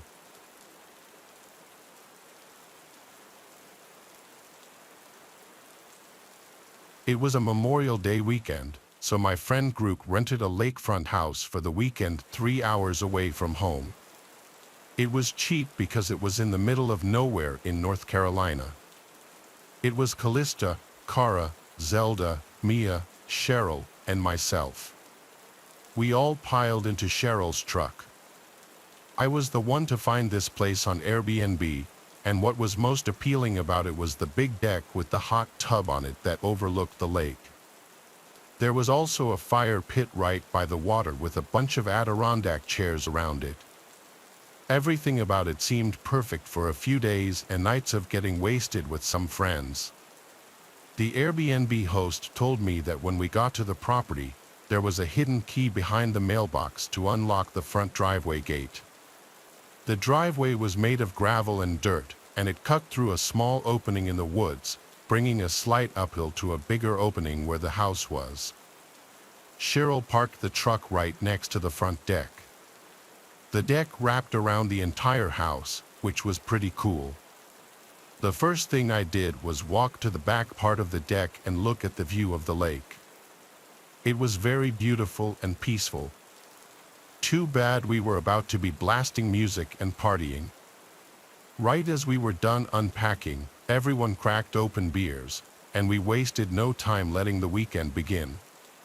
We played beer pong, cornhole, barbecued, and blasted music for hours. We were really loud because, as far as we knew, this was the only house around here. It's not like there were any nearby neighbors to complain. The phone connection out there was very spotty, so we really were just living in the moment, socializing with each other, not distracted by social media and whatnot. As it was getting darker and we were sitting by the fire pit, we all got startled when a voice came from the edge of the woods. It was some middle-aged woman with short hair. She started yelling at us to lower the music, so someone lowered the volume of the music. The woman started more or less lecturing us, saying how we out-of-towners always come here, litter in the lake, and create nothing but noise. She seemed like genuine white trash. I apologized on behalf of all of us, and one of the girls asked the woman if she lived nearby and if she could hear the music. The woman responded, still in a yell, that she couldn't even hear herself think. She didn't acknowledge the other question regarding if she lived nearby. Then, she just walked away into the woods, like literally into the dark woods. It was so strange. When we were sure she was out of earshot, we all erupted into laughter. As bizarre as the encounter was, we had to make light of it, but it also did put a slight damper on things considering we thought for sure we were far enough away from any neighboring houses to blast music and be loud. But we continued to drink, and pretty soon that concern was forgotten about, and we got loud again. Some immeasurable amount of time passed before a song ended, and it went quiet for a second, and we heard a voice calling out from the lake. We paused the music and listened, and sure enough, a voice was calling out for help in the middle of the lake. We all looked at each other nervously. I stood up and went to the water and yelled out, "Who's out there? Are you in the water?" The voice called back, "Yes, help." Adrenaline started to kick in. There was a kayak leaned up against the deck by the water with 2 sets of paddles. Cheryl and I agreed to paddle out there in an effort to save whoever was out there. We yelled out at them to keep calling out, but as we got in the water, the calls seemed to get further away no matter how deep we got into the lake. After like 5 to 10 minutes of rowing out to the complete darkness of this lake, calling out repeatedly for that man, we heard it was just utter silence. All we could see were the lights from the house sitting at the edge of the lake, and then just darkness in every other direction. It was only the sound of the light splashes of water and then screams, female screams, coming from the direction of the house. They sounded gut-wrenching, like genuine screams of danger. It sounded like more than one, at least 2 of the girls' screams. We immediately started paddling back, even more panicked now. The scream stopped long before we got back to the shore. We screamed out for our friends, but we checked inside and outside of the cabin, and all 4 of them were gone, vanished without a trace. We tried texting and calling them, but we had no bars, of course. Cheryl's truck was still there, so we took it and drove up the road looking for the nearest neighboring house. We found it, a similar opening in the woods that led up a hill and onto a property where we saw a house with the lights on. We went to ring the doorbell multiple times, but no one ever answered. We went to look through one of the windows in the front, and what we saw sent chills up my spine. We could see clear as day into the living room. There was a lamp on in the corner, and in the middle of the room, somewhat close to the window, was that trashy woman we saw who came and yelled at us before. She was standing still, doing nothing, just facing the window looking out at us. She had a borderline angry-looking expression. We yelled, asking for help, but when she wouldn't move, we were too creeped out to stay there and left. As we got back in the truck, about to drive to another house, my phone started vibrating. It was Mia calling me. Thank God. I picked up and asked where they were and what happened, but I could barely get a word in as Mia said there were two men with axes in their hands wearing masks over their heads walking towards them out of the woods, and that's why the girls screamed and they all ran away down the road. One of them was currently on the phone with 911, and they were waiting. It was out in the woods right on the side of the road. It wasn't long after that the call disconnected, and I wasn't able to reach him again. So we waited on the side of the road, not far from the house. When we finally saw flashing lights coming down the road, we waved them down and asked them to help us find our friends first. We drove up the road until we saw our friends come out from the woods, waving their hands.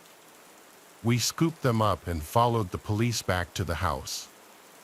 Once there, we collected all of our belongings as Mia and the girls frantically recounted what they had just gone through. Oddly enough, the Airbnb was not broken into, and none of our stuff was taken. There was no sign of any men with axes. We also told the police about the cries for help in the lake, which I believe prompted a search team to come to the scene. By then, we were already long gone from that place. We never looked back. After much persistence and battling with Airbnb and the host, we got our money back for the stay, well, most of it. None of us could ever figure out this situation, like if it was all a trap. If the calls for help from the lake were linked with the men approaching the house with the axes, and if that woman was also affiliated somehow with this. Was it just to scare us out of there, or were they really going to attack us? I don't know, and I don't care. I just don't do remote places anymore after this, and I know the girls won't either.